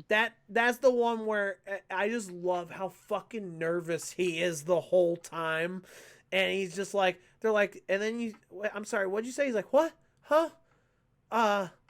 He's so out of it the whole time. He's like, did you want coffee? She's like, no, I said like 3 times already, I'm good. He's like, oh, okay. That whole scene is so great. Yeah. It was, but yeah, it's fucking. I don't know what to say about it. What would you give it out of 10? Oh, it's a really good movie. I'd give it a 7 or 8. I don't think. I mean, it definitely could have been better, and there were parts that were I wasn't paying a lot of attention to. I would give it like a 7. But it's not like one of the best A24 movies, but it's one that when I think of A24, it pops up in my head. Oh yeah, it's very up there in its own weird category of like because of the inspired by a true story, but they're not saying it because it's kind of still a hush hush, we don't talk about it type of deal. That's something you gotta be locked into the internet history to really... That's for the Redditors and 4chan people. That's for anybody under the age of 20, we'll say 30, 35. Yeah. Because I know my parents probably have no idea. If I said Mr. Hands or mentioned that incident, they probably would have no idea what I was talking about. Yeah, no. There's a language out there of stuff that you could just say that nobody would get except for just under an age bracket. Yeah. I mean, really speaking in tongues, it's amazing. All right. Well, did you have anything else you wanted to add on that? Dude, no. I don't think much needs to be said. Now, I know you wanted to talk about... But we can just do that on our own time. I don't care. Okay, yeah, we'll talk about that after the stream. Because I do want to get on to Barbie, and then we can wrap this up. Because I got to work early. Okay, I got you. All right, so Barbie. I told my grandparents I was going to... So I went and saw Oppenheimer on Friday, and then I actually went over to my grandparents' house, like, right after. And then I was like, yeah, I just got out of a movie. It was like 3.5 hours long. So sorry I'm a little bit late. It ran a little later than I thought it would. And they were like, oh, what'd you see? I was like, Oppenheimer. They were like, oh, we thought that was what you were going to go see. I was like, yeah, it was between that and Barbie. And they laughed. Yeah, dude. And then I was like, oh, that's not a joke. I'm going to see Barbie on Monday. And they're like, what? Why? You wouldn't understand. I'm like, because it looks awesome. I literally walked out of Barbie and there were 2 dudes who I was like, I'm really glad I'm in a relationship because otherwise I would have looked at them the way I did. And I was like, oh, I'm a horrible person. But they walked out and they were just like very short, heavyset dudes. And they had D&D shirts on. And I was like, I'm so glad you guys came out to see it. I was like, I'm glad I came with a girl. Funny enough, so Friday night after I got back from being over at my grandparents, I kind of had the whole, because I got home way earlier than I thought I was going to. We had dinner plans, but my grandma wasn't feeling up to it, so I left a lot earlier. I got home You ditched a few earlies early. And I was like so still on the hype train, like I said, because I was like talking Eric's ear off about how hyped I was and how it felt like a holiday. I was like, I knew Sam and Natalie couldn't go because they were working. I was like, man, I want to see Barbie so badly, and I really wanted to do the Oppenheimer double feature on the same day. Bro, I might just go see Barbie by myself at the Grandview Theater right next door. And then I thought about it for like 10 minutes, and then all of a sudden I was like, oh, wait. I would be a grown man by myself in a Barbie movie. So I was actually... She'd asked me if we were going to come up to Columbus and try to do the double feature with you guys. And I was like, we never talked about it early enough. And I was like, otherwise, I'm like, I would have fucking done it in a heartbeat. I would have been totally down for that. And I was like, I would have loved to have dressed up with Evan to go see Barbie. It would have been amazing. Oh, I would have, dude.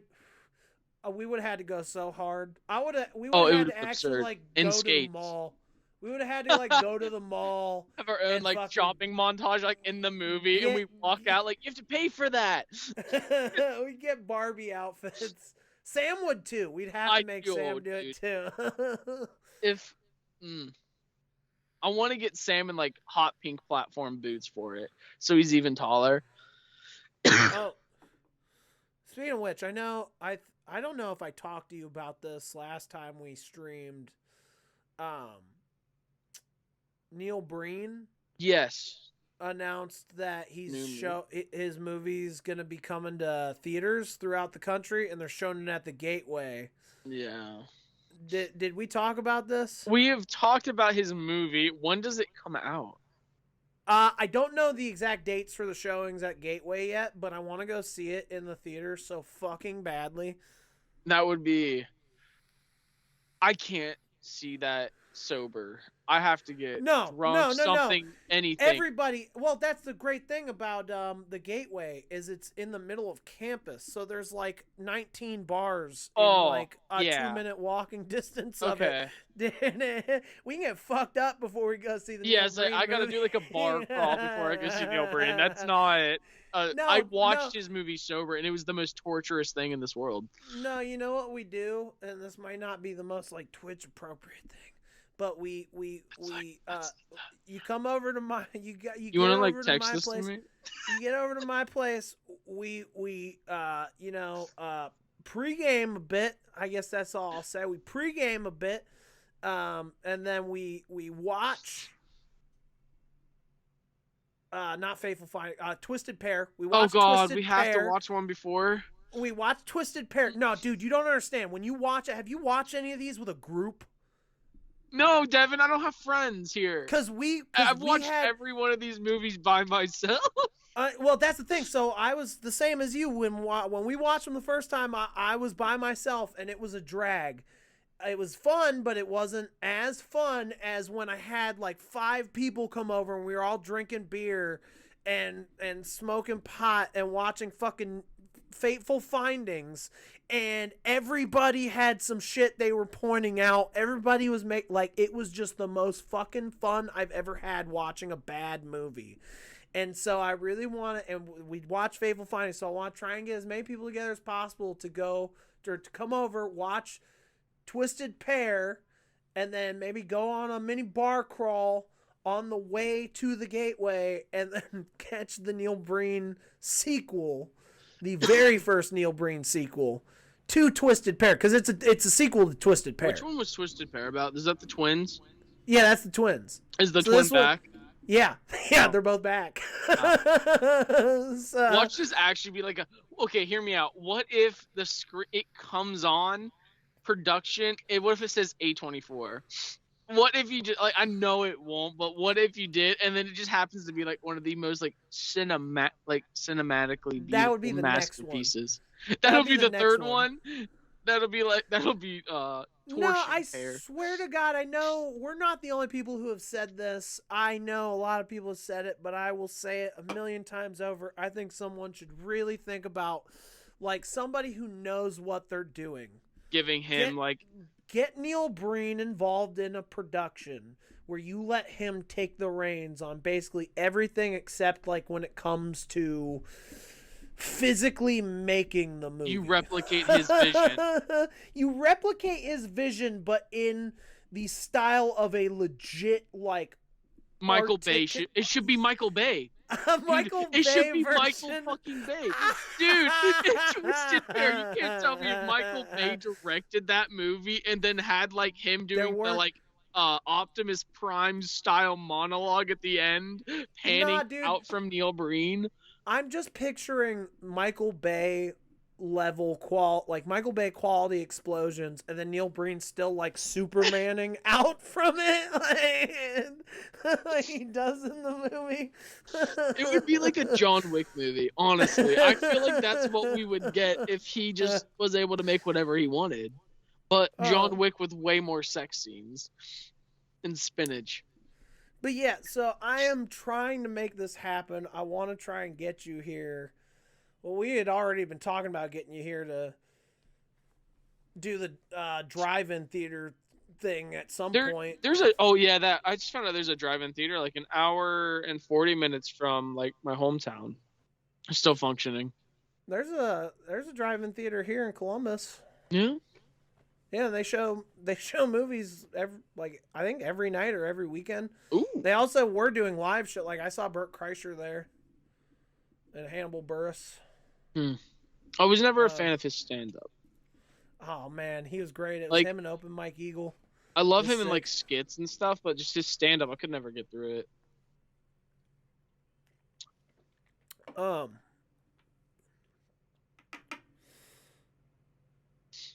Barbie.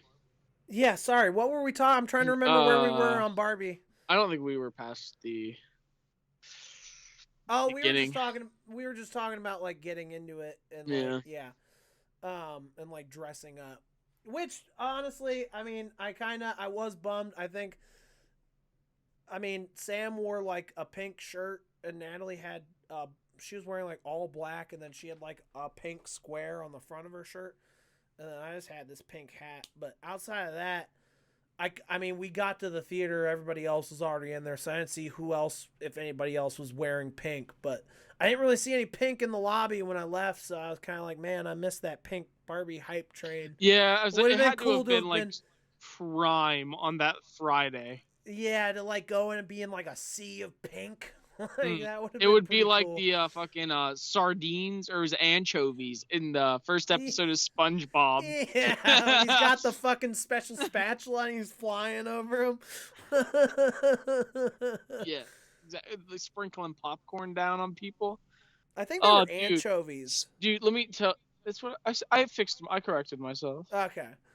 Dude, trust me, SpongeBob. I get it. Dude, I missed like 2 good portions of Barbie because of popcorn, and I'm not gonna say why, except for you, Montezuma's Revenge. It was. Do you know what? I mean, it's kind of a dumb question. Do I know what I missed? Yes, because I was informed. Well, that's not true. I missed the Allen fight.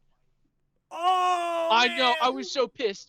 I walked out and I came back and she was like, "You're gonna be really angry," and I was like, "Why?" She was like, "You missed Michael Cera's biggest scene in the movie," and I started cussing. He was so mad too because he like beat all those guys up, and then they're like, "We're going back." And he's like, "I'm never escaping this place." He just like kicked the shit out of like 15 dudes. Like... Yeah, I didn't see that part, and I'm so mad about it. I was like the one person I really cared about in the movie. And then I walked out at the very end when it was like her eyes were closed and she was crying, and they were like, "You know what it means to be human." And so I didn't see her like introduce herself as Barbara, and I didn't see. I walked out when it was like the edit of like all the young girls and like the old like videos of people. So you basically, what did you like meet up with? Did you go back into the theater? Or? No, so I walked out when it was like that flashback kind of scene almost with like a bunch of different people, and that's like the end of the movie. Yeah, I walked out at the end, and then I didn't see the like all the dolls coming through, like the because she goes out and it like seems like they're setting her up to be like at a job interview, and then she walks in and the lady's My name's like, Barbara. "Hi, how can I help you?" And she's like, "Yeah, my name is Holden Barbara." And then she's like, "Okay, and how can I help you today?" She's like, "I'm here to see my gynecologist." And then it just cuts to Barbie, and that's the end of the movie. Yeah. But actually, like, there were two moments in the movie that almost got me a little bit, and it was the first one was when America Ferrera's character, the mom, first realizes that Barbie's there for her, and then it does that flashback where it shows why she even has an attachment to Barbie, and it's because of her daughter. Yeah. Which, totally, like, I'd never thought about that dynamic being a real thing. It being the mom. And, like, the mom having been the one who grew up with them. I thought, like, pretty early on when she was drawing the drawings, I pretty much knew she was the reason that she was there. It was more the idea, I'd never really thought of the idea that somebody in, like, the real world, like, a grown woman could go, maybe her whole life would never being involved with Barbies or something, and then have a daughter. And that be like the thing that they connect over, and then all of a sudden she has this strange attachment to Barbie. I know that in the movie she was a big fan of Barbie, but I was just, in my mind, I was thinking that even, I see what you mean. Yeah, even the anybody idea could have gotten attached to it. Anybody could get attached to Barbie at any time in their life, and it could be for something like, because it's not because of them, it's because of the emotions they get thinking about, like, their child and the times they shared with their child playing with that toy, and that's why they care about it so much. So, like, and then going through all the, like, drama with her and her daughter as her daughter gets older, like, I started, like, I started to feel like I might shed a tear. And then the other moment was when they went through that montage of, like, young girls growing up, and they're playing, I'm a sucker for Billie Eilish, and they had an original song by Billie Eilish to play in that scene. And so the two of those things together just got me, and I was like on the edge. I was like, man, I might get a little emotional here. I didn't end up getting emotional during this one, surprisingly, because I'm pretty emotional when it comes to movies. But I cried like 5 times during Guardians 3. I still haven't seen the end. Oh, man. I know, I was just like, I didn't want to pay to see it again. I'll never forgive my friend for that. Truly. You got to write a strongly worded letter to your congressman to put that person in jail. Oh, it's Representative Alex Mooney. He calls me about 12 times a day. Oh, cool. Yeah. Well, then you guys are tight. Oh, yeah. Real tight. Bro, I was at my grandparents' house, I swear to God, in the span of 15 minutes, and this is not an over-exaggeration, they received like 11 spam calls. It's because, I think it's because my grandparents the same way. They pick up, and they No, like, my try grandparents to talk. don't. Oh, my grandparents that's fair. do not pick that. up. It's like, my grandparents will fucking like sit there and like, even like the real ones, and they'll like sit there and like just mess with them. I'm like, just pick up and hang up. No, yeah, my grandparents just don't touch the phone. But I was standing there insane. talking to them, and in the span of 15 minutes talking to them, their phone rang like 11 times, and they have caller ID on their TV, so it shows who it is, and it was just every time it was either spam risk or some unknown number. It was just a bunch of bullshit. I, like, every time it was happening, I wanted to pick up and be like, stop fucking calling. Stop bothering my fucking grandparents. It's so annoying. Like, anytime you could just get called by something. I was like, I'm about to pick up like Liam Neeson. Like, I have a very specific set of skills. I do not know who you are, but I will find you. I'm just going to get rid of phones, man. I'm going to get a pigeon, and I'm going to get a quill. Well, it's like, I don't actually ever deal with that shit on my phone. Dude, all the time. I remember when I was in high school, it was clockwork, because I was in the same class every day. I would get a call because our phone would have to be on a table, and because if it went off on the table, you weren't in trouble. And every single day in that class, I would get a call from a fucking spam number.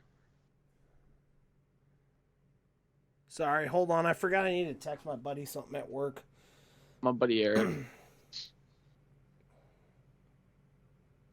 But yeah, I'm not a solo artist, like, so I'm not gonna be able to fill the air quite as well as you, Devin, in this time.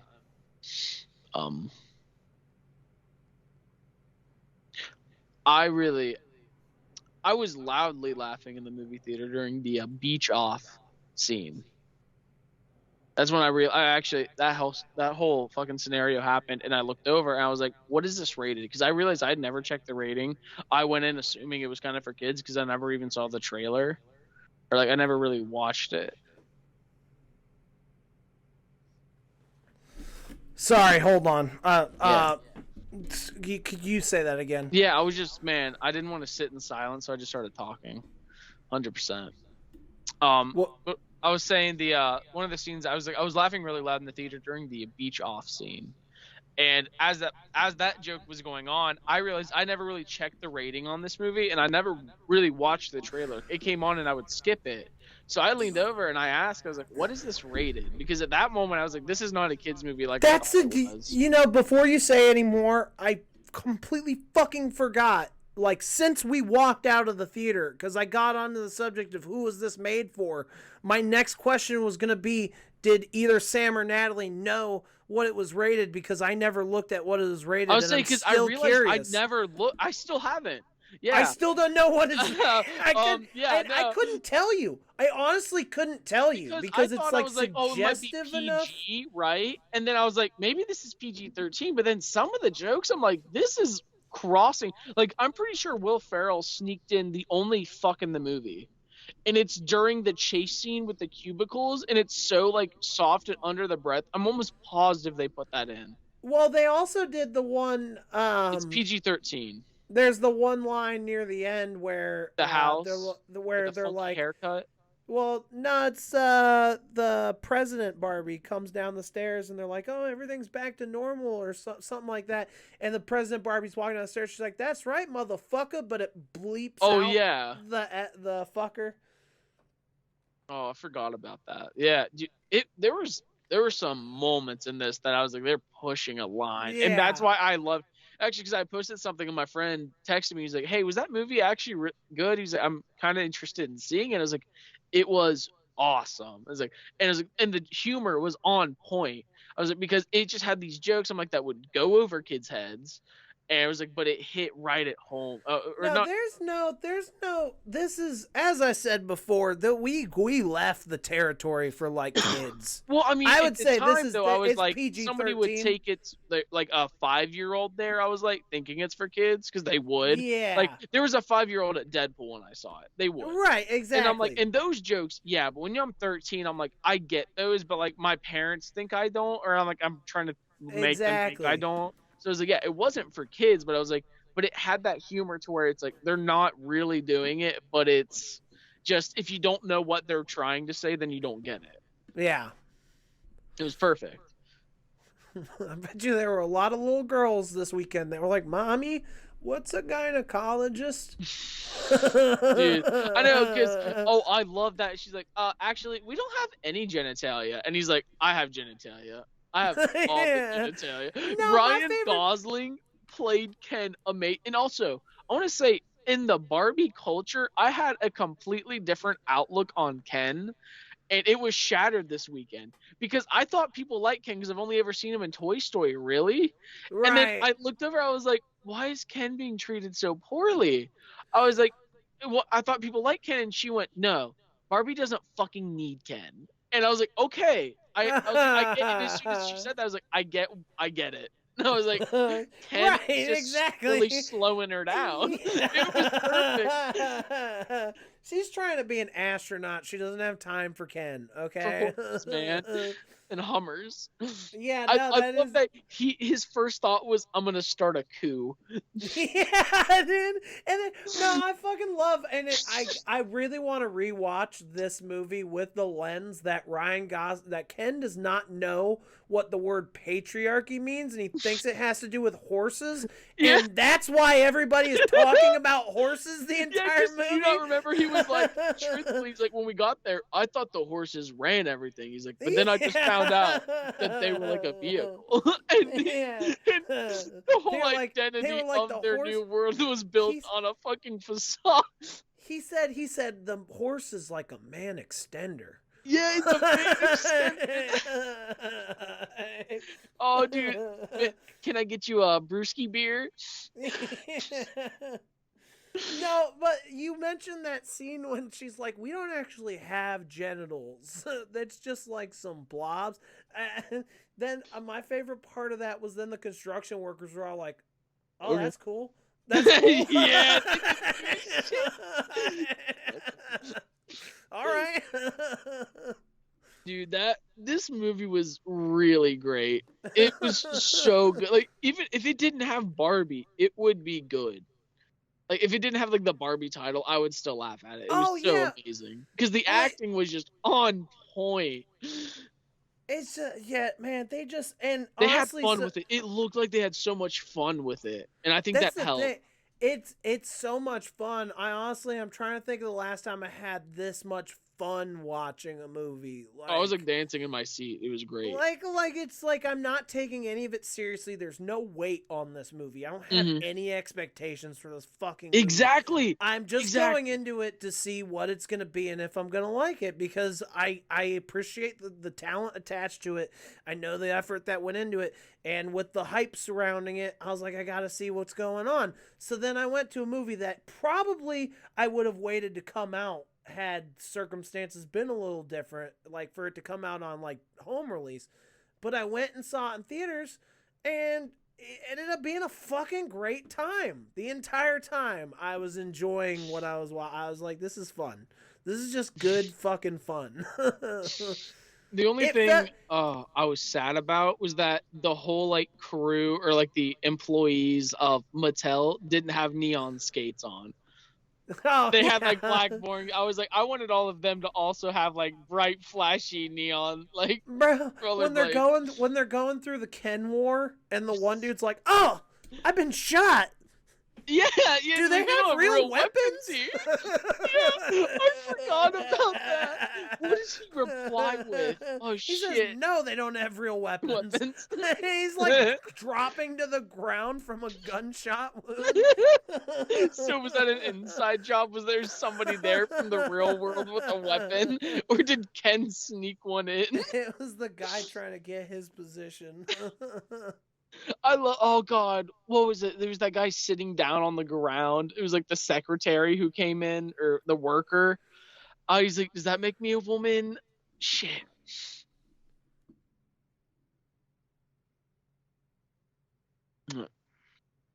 It was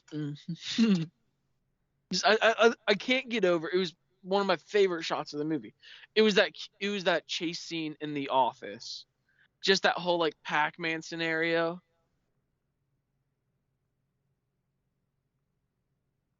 Sorry, I'm dealing with something at work right now. No, you're good, man. I'm gonna be late tomorrow because I have a job interview. Oh, well, congratulations. You want to know where it is? No, not really. Oh, I couldn't be bothered. I didn't know if you wanted to dox yourself. Well, it's the movie theater next door. Oh, yo! That's cool. That's a nice commute. Devin, if you're ever late, I swear to God, you could. But also, that's gonna suck if they ever try to call you in. You're like, no, I can't make it there. And like, or I'm sick, and now you're worried about them like having a what's the Hitchcock movie?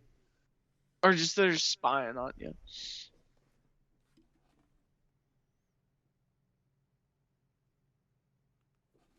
All right.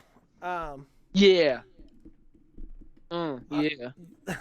Yeah. Honestly, I'm really hoping. I'm kind of pushing. Like, I'm kind of like being persistent about this one, but like, if I get the job, apparently I can just go in there and watch movies whenever the fuck I want. Yo.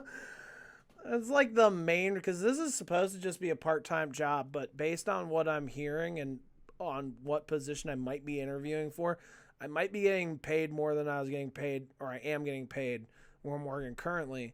So if that's the case, the movie theater might become my full-time, and then That would be perfect. The other one would become part-time. But fingers crossed. And then if I get the job, like they're showing Barbie, I'm gonna see Barbie a bunch. You're gonna clock out and walk into a theater. Yeah, dude, I'm just gonna clock out, get a beer, and walk in. Oh. Yeah, that theater that we went to. Are you allowed to take the drinks into the theater? Yeah. Oh. Oppenheimer would be an amazing movie because it's so long that I have time to get comfortably drunk. Oh man, see, I didn't get up to pee the entire movie. Oh, I didn't either. I did not move for Oppenheimer, but I mean, for a second showing, I would. Yeah, I'm debating on it. I don't know if I do want to see it again though. It's a bit of that's a commitment. The only reason I'm doing it is because it's 70 millimeter. Yeah, that's I want to be able to say that trash. I got to see it in 70 millimeter. It's not not IMAX 70 millimeter, but it's the next one down. The theater we were in for Barbie was significantly better than the one for Oppenheimer. We went into the one for Oppenheimer, and it's all sat to the left. There's only one lane, so the screen's like off center, and it's a really tiny theater. But then and it's all like one level. Barbie is elevated, and it's completely just all in the middle. It's got 2 rows that like you can exit on either side. I was like, this would have been such a better theater to see Oppenheimer. Dude, the theater I was in to see Oppenheimer. No, actually, they weren't the same theater. I take that back. But the theater that I saw Barbie in today, was actually it's a theater that's fitted for IMAX. So it was the same size. Actually, I'm pretty sure it was the same theater we saw Evil Dead Rise in. I was gonna say Theater because that 1. was a very large theater, and the surround on it was amazing. It ruined like movies for me right now. Like every time I go in, I'm wanting that same experience, but it has to be that one because it was amazing. It was kind of funny. I didn't realize it until like maybe halfway through the movie. We had a trek up to the top, dude. The screen in theater 1 is so big because it's fitted for IMAX that Barbie was actually only taking up. It was full screen for Barbie, but it was in the middle of the full size of the screen on the wall. And that was also, it was basically, like I said, empty. So imagine that theater that we went into. Evil Dead Rise was pretty empty. Well, that's the thing. But imagine that theater, that massive theater. You go in, there's nobody there. No, yeah. And then you go to your seats in the back, and there's people in them. The movie theater's like almost a mile. It's long. Like I remember we were walking, and I was like, "Damn!" I didn't realize how tall this theater was. We went in, I was like, "Jesus Christ!" Yeah, it was large. It's definitely a nice theater. I mean, that theater's changed hands a couple of times, especially recently. It went from AMC to Phoenix, so it's not okay. It's not AMC anymore, but it's still the same quality of movie screenings and stuff. I love AMC though. I'm a weird sucker for them. And they take care of their like the screens are good. The screens are huge. Theaters are big, so you can get a lot of people in there, and it sounds good. But I really, really, really want you to come and experience a movie at the theater next door because me too. That is such a cool experience. It's a niche thing. It's an independent joint. They got food like pizza and stuff, so you can actually get food and then eat it while you're watching the movie because they have like a table set up in front of you, and they have like I think 30 beers on tap because it's also a bar, so you can get beers for like they're not like movie theater beers where it's like $12-13 a beer. These beers are like $5-6 a beer. Oh, so they're like a bar, or like you could get like or you could get like a bigger one that's like $7-8, maybe $9-10 depending on the beer. But yeah, it's bar pricing beer. What are the tickets like? Tickets are actually cheaper than like an AMC. Like I've gone to like when I went to like an 8 p.m. showing of Across the Spider-Verse, I think I paid $9. Dude, that's what I'm saying is like I would love to like find out. Like I know they got only 2 screens there, but like time the viewings out, like get tickets just for both showings, whatever they're doing, and then just hang out there for a while. Because I'm like, even like I'll run into your house, use the bathroom real quick, grab something at the house, plug my fucking phone in, because you're right there. Right. Like, it'd just be cool to like hang out in there for a while and like just have drinks in between the movies and talk about them. No, that's why I was bummed that we didn't get a chance to go in there when you were here. Yeah. That's another reason I'm trying to get you up here again as soon as possible. That's why I'm trying to get myself just up there in general. But dude, there's that bakery that we stopped at on the way that was hiring, and I wanted to apply so bad. So cool. Oh fuck, what is it? You have a Williams Sonoma up there, and I didn't know about it, and I'm so pissed. They have really nice knives. Oh, they carry a lot of really good brands. But anyway, that's just my whole little spiel on it. But yeah, man. I'm sorry. I want to get back to Barbie. Oh, I'm sorry. Yeah. No, you're fine. But I wanna get this wrapped up because we are running at almost 2.5 hours here. We're almost at the length of Barbie. I knew this was gonna be a long ass one because it was just you and me gonna be fucking doing this. Well, I mean, and it's a big weekend for movies. True. So, and there's a lot of stuff happening, like with the strikes going on in Hollywood. So there's a lot of stuff to cover. There's honestly more we could talk about, but always is. Yeah, you were talking about Ryan Gosling in this movie, and a lot of people think he might also be nominated for an Oscar. He played that dumb Ken so well. He was my favorite part of the movie. Like, I know I can't say Michael because he was such a small part, but it's got to be Ryan.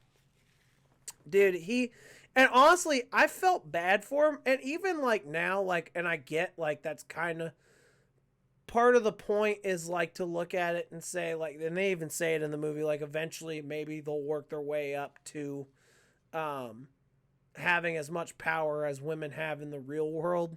And so I just felt bad that it was like they were like, what we're going to do is we're going to turn all the Kens against each other, make them all like try to kill each other. Yeah. And then while they're doing that, we're just going to take over the government again and put them back under our boots. And so then they do that. And I was like, damn, man, that's fucked up. Like, we couldn't get to a more solid ground. But now I realize what they were doing with that. And so I was like, oh, okay, it makes sense. But and yeah, that it made me the president like, even retcons it to where she's like, I acknowledge that even it was wrong for us to do that. And I was like, yeah. I go, well, but after all that, like, it was weird. It was like that movie gave me perspective, a new layer of empathy for the suffering of like women's progression in like America and in the world, and how women are treated in the world, because they have been basically the Kens in the real world for a long time. So and it was just now putting it into a new perspective in this movie. I was able to be like, oh, okay, I see. Yeah, that fucking sucks, because I'm mad right now. Yeah. Because I'm like in there like, I'm a Ken too. And then I'm like, oh, man. But, dude, yeah. Fuck. I think it was the daughter asked the question, or maybe it was the mom. He's like, where does Ken stay? And Barbie had that moment. She's like, I don't know. Yeah. Yeah. Yeah, that she really did not give any fucks about Ken. No. It's like, it's girls' night. I'm not gonna lie, like, it was still fucked up. It was fucked up when both of them did it, but I was like, I did kind of do a little fist pump when he was like, sorry, Barbie, it's boys' night. Yeah, because dude, I've had that moment where I'm like, we finally got it. Boys' night. Oh, the saloon doors added everything to me. Oh my God, Casa, was it Dojo Mojo Casa House? That's what I'm calling every house from now on. It's Dojo Mojo Casa House. Yeah, you don't have to call it Casa. It's like, yeah, well, I can't. They were like, you don't have to call it It's just flying off the shelf. And house and Casa. Yeah, and then right after that, it shows that they're actually selling those. And he's like, those are actually selling? Well, and then there was another joke where she's like, "What about just a regular Barbie?" And he's like, "Oh, normal Barbie? Like, no, that wouldn't sell." And the dude behind him is like, that would sell." He's like, "You know what? Actually, I love this idea." There's those stupid. He's like, that would sell. Oh. Oh, Jesus. I loved the whole incident of this has happened before. Yeah. And the dude, that was amazing. He was like, oh no.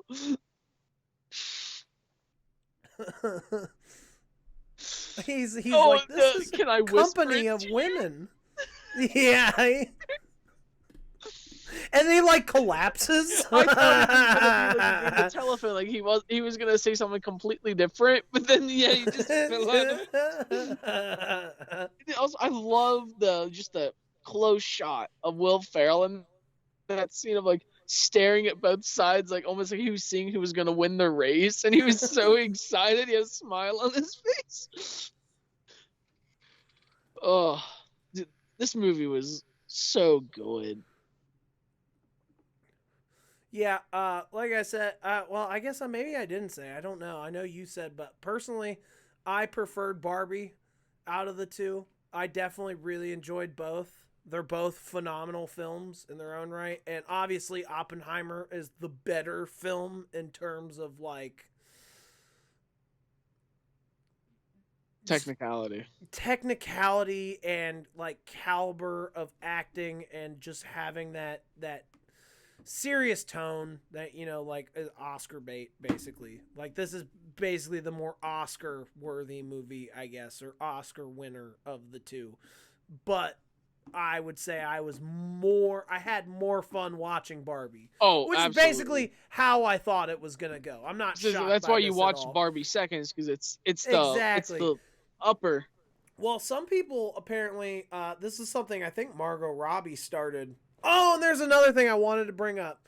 But Margot Robbie, I think, started this where she said something where she was like, I think the best way to do it is to go see Barbie and then go see Oppenheimer and then go see Barbie again and do a little Barbie Oppenheimer sandwich.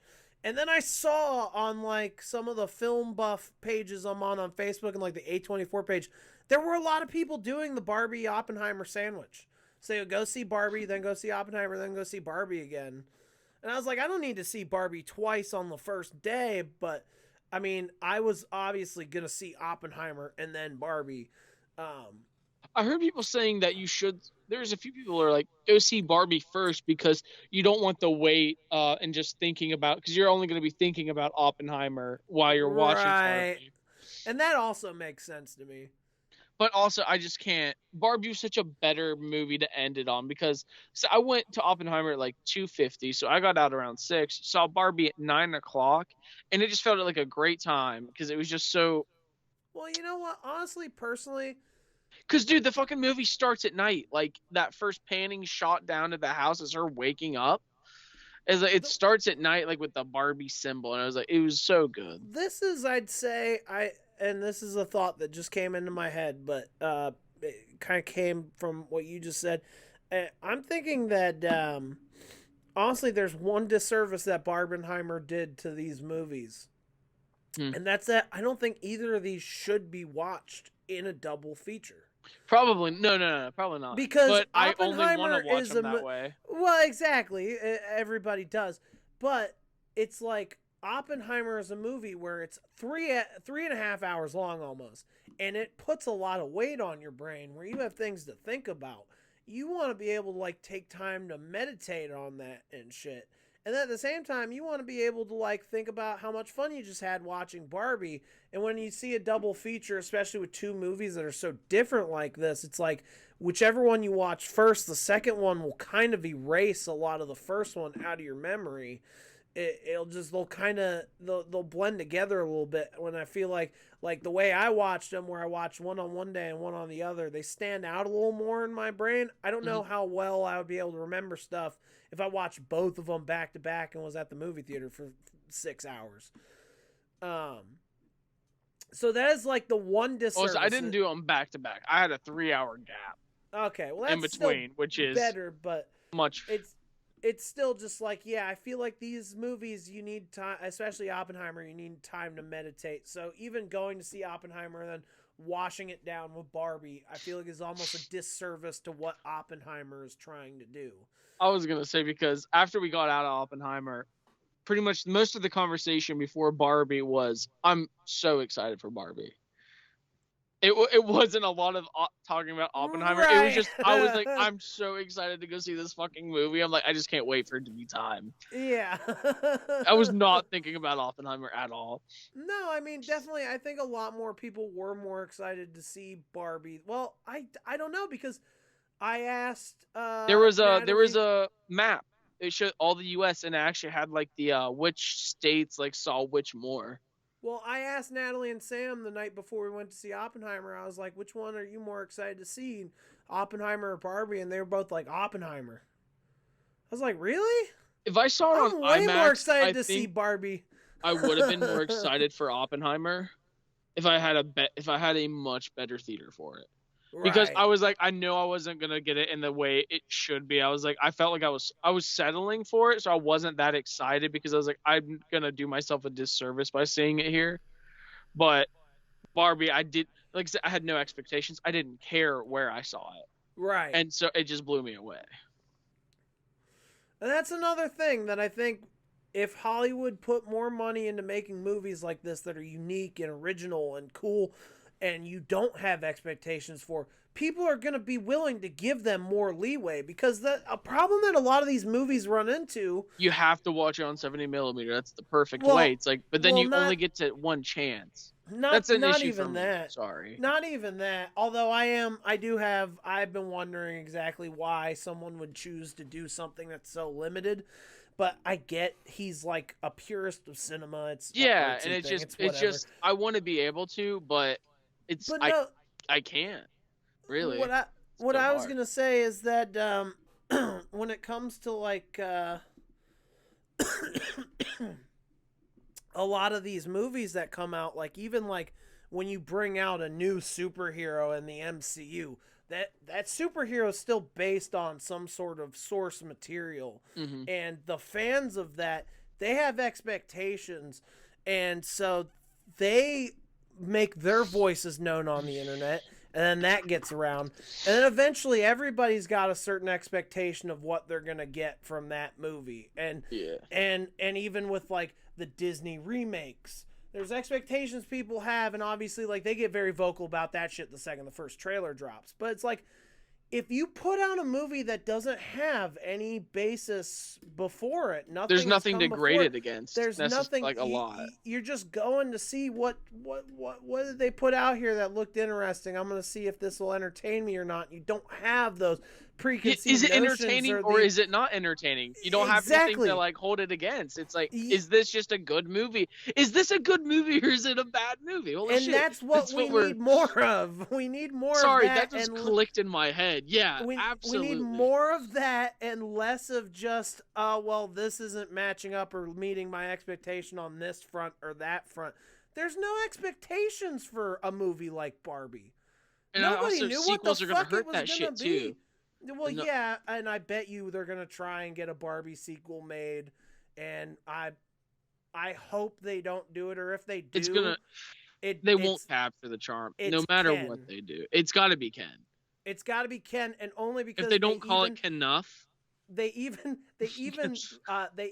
alluded to it in the movie with him going out on his like own. Well, no, they said at one point something about they were making a Ken movie. Oh yeah. I forgot about. I remember I heard that line. I was like, oh, that's such a setup. Yeah, it was when the coup started, and he was like popular, and it was the Mojo Dojo, and they were like, we're actually signing him on for a Ken movie. Yeah. So that made me think that if there is ever a sequel made, which I'm sure Greta Gerwig had to have had it in her mind somewhere. I think anybody anytime now would be thinking, like, if this does well and they did come to me for a sequel, would I have an idea for one? And then maybe Greta Gerwig came up with one pretty early on, and she has alluded to co-star Michael Cera. But he'd have to be like the secondary lead in that one. Exactly, because that's what he is. He's like, it was an interview, and he had the box memorized, right, for what it said for Alan, and I'll butcher it, but they asked him, we're like, so what is Alan? They're like, he's not a Ken. Like, what is he? He's like, Alan is Ken's buddy, and all of his clothes fit him. And that was just like, that was the description on the box, and it was amazing. It was like, I want him to have more of a moment to shine, and if we got a sequel, he has to be the co-star, because they need somebody to play off. Well, and imagine a big Hollywood movie starring Ryan Gosling and Michael Cera as the two leads. It's like the two most opposite fucking actors in like Hollywood. It's like twins, So, I mean, there is ground. I mean, you could probably make something interesting if you do it right and you get the right people again. Yeah. That being said, I don't think it would do as well as the first one because of everything with Barbenheimer and shit. And also, sequels, I don't think they ever draw in, unless they're as good as the first, they don't draw in as many seats. And even then, if they are as good, I still don't think a lot of the time, unless they're like big deals, they do it. So, I don't know. Barbie might, but at the same time, I don't want to see them go that route when I could see another Greta Gerwig original that's like on this level, and it's another completely unique project, or another movie that just comes out of left field like this, like based on something you would never think in a million years would make a good movie, and then all of a sudden they come out and it ends up being an amazing movie that's really fucking fun to watch. And they make it look fun enough that you're like, I'm going to go check this out. Then you go have a great time with no expectations. Just, I'm going to see a movie and I hope it's good. I want more of big budget movies like that. More risk taking. And is that movie with Paul Giamatti coming out? The Holdovers that was shot on like the old film. Did you see a trailer for that? I did not. Dude, watch it. It looks so good. I'll have to check it out. Yeah, because it's literally shot, and I think they even like did the audio on or they put it through like a filter, whatever they did to manipulate it. But it looks like a '80s movie, and sounds like an '80s movie. I rented How to Blow Up a Pipeline. Is it good? I haven't watched it yet, but that was another one where we were talking about trailers. And I saw just the trailer for that, and it looks so fucking good. It came out of nowhere. I didn't hear anything about it. Saw one trailer advertisement, never saw it again. And then I came up to Columbus, and we talked about it because I saw a theater. They had it up in their thing, like advertising it. Yeah, I've been wanting to watch that one, so I'm going to watch that. And I'm definitely going to have to check out the trailer for The Holdovers because that sounds interesting. I always love when people do more lo-fi shit like that. Mm-hmm. Oh yeah, exactly. That's what it is. Because I think it even says it like in the bottom, right? I even saw there was a list of the top horror films of 2023 so far, and it ranked Cinemarink. Cinemarink was number 1. Was it really? Yeah. Damn. That's bold. Do you think it's the best of what year? This year. This year? Did it come out in 2020? It did come out in 2023. Yeah. I didn't realize, dude, how much it was blowing up, because when I saw it at my theater, I was like, they did weird things. Like, we'd get like an anime movie every now and then. So I was like, it wasn't that weird to see it. But I remember we had just talked about it, and then I saw it there, and it took off even more. Yeah. Some other ones that were on that list that were up pretty high was Evil Dead Rise, Scream 6. I feel like that's like all that's really come out is like what's in this top 20. It was like the top 31. Yeah. Megan was like an honorable mention, surprisingly. I thought Megan Isn't the unrated like gorier, right? I don't know. I haven't watched it. I just watched the first one. I just watched Megan actually not too long ago, but I'm trying to think what the number 2 was. I feel like it was something like A24. It was something independent. It wasn't Barbarian. There were a number of movies that come out Shudder on there. No, it wasn't Barbarian. Did I tell you that Zach Kreger is working on a new movie? Mm-hmm. Yeah. With Pedro Pascal. Yes. it's funny because, you know, he's one of the whitest kids you know, and they still stream like every other week on Twitch, and he still does them. And so he'll be on there, and they'll like be talking about shit, and then they'll crack jokes like, well, what does your buddy Pedro think about this? Like, and they fucking dog on him now because he's hanging out with Pedro Pascal and shit. Jesus Christ.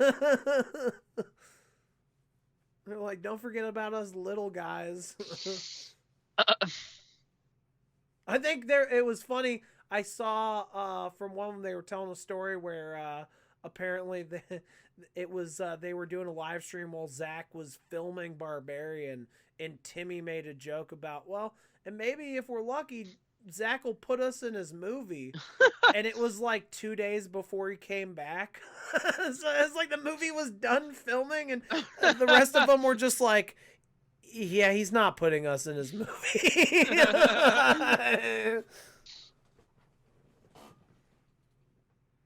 Yeah, dude, I really like them. I haven't watched a ton, but the stuff I've seen that you've sent me is really solid. That's my favorite sketch comedy group of all time. Those guys are my fucking heroes. Especially Trevor Moore, R.I.P. Yeah. But and you know what? Speaking of Trevor Moore, I gotta say, he would have probably fucking loved Barbie. Oh, he would have been so about Barbenheimer in particular. Like, I'm kind of mad he's dead and we can't hear his take on this whole thing, because I'm sure it would have been wild. And it would have been very pro Barbie and probably anti Oppenheimer. Jesus. Probably. Honestly, it probably would have been pro both, but. Well. Are you about to pop off here? Yeah. I feel it. We have officially been on for 2.5 hours. So we busted out the length of Barbie. Take that, Ben Shapiro. We almost suck could on have our gotten, nuts. We could have gotten Oppenheimer. Bro, did you Easily. Before you get off, did you see anything about Ben Shapiro's review of Barbie? So actually, it's funny. I was looking at stuff before stream, and I think it was on YouTube, and I saw him in front of Barbie, and I was like, and I just kept scrolling. I didn't even. He's been getting dragged across the internet because he released like a 43-minute long video ranting about how Barbie is the most woke, garbage-ass movie he has ever seen in his life, and it's terrible dreck for 2.5 hours. If you care about it, then yeah, probably. And some people are like, this motherfucker went to go watch Barbie just to get mad. And somebody else was like, they finally made a movie representing 12-foot people without genitals, and they don't even fucking like the movie. Or 12-inch people with no genitals. Oh yeah, the picture I saw was him standing in front of it, and the bottom half of him was a Ken doll naked. That's No, because that's the other thing. The picture he posted, like teasing the video before he released it, was him dressed almost exactly like Ryan Gosling in that musical number when he's wearing all black. So everyone was like, bro, you're literally in Ken cosplay right now, dude. Like, he's like, my producers dragged me to Barbie reluctantly. People are like, bro, you see what you're wearing?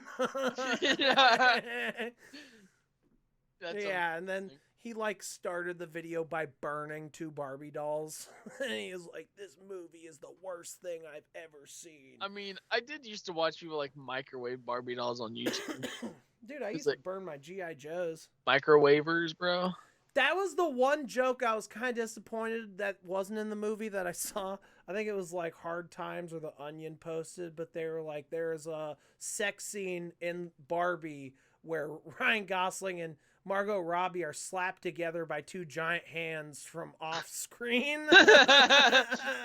And then somebody actually made it. I think it was the girl ends up, the daughter makes a joke like, they're like hands that come out from the sky. No, that would be weird. But so I was kind of bummed they didn't end up doing something like that. That would have been like a SpongeBob moment.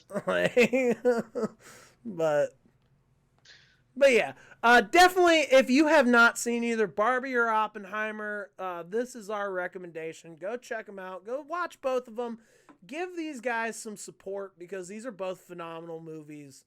Definitely need to see more of this from Hollywood. So we need to send the message that this is what we want, and we want less of just fucking carbon copies of the same shit we've been getting for the last 15 years. And on that note, I'm Devin. I'm back. And this is Cinemoth Podcast. Thanks for listening, and we will catch you guys on the next one. On the flippy flop.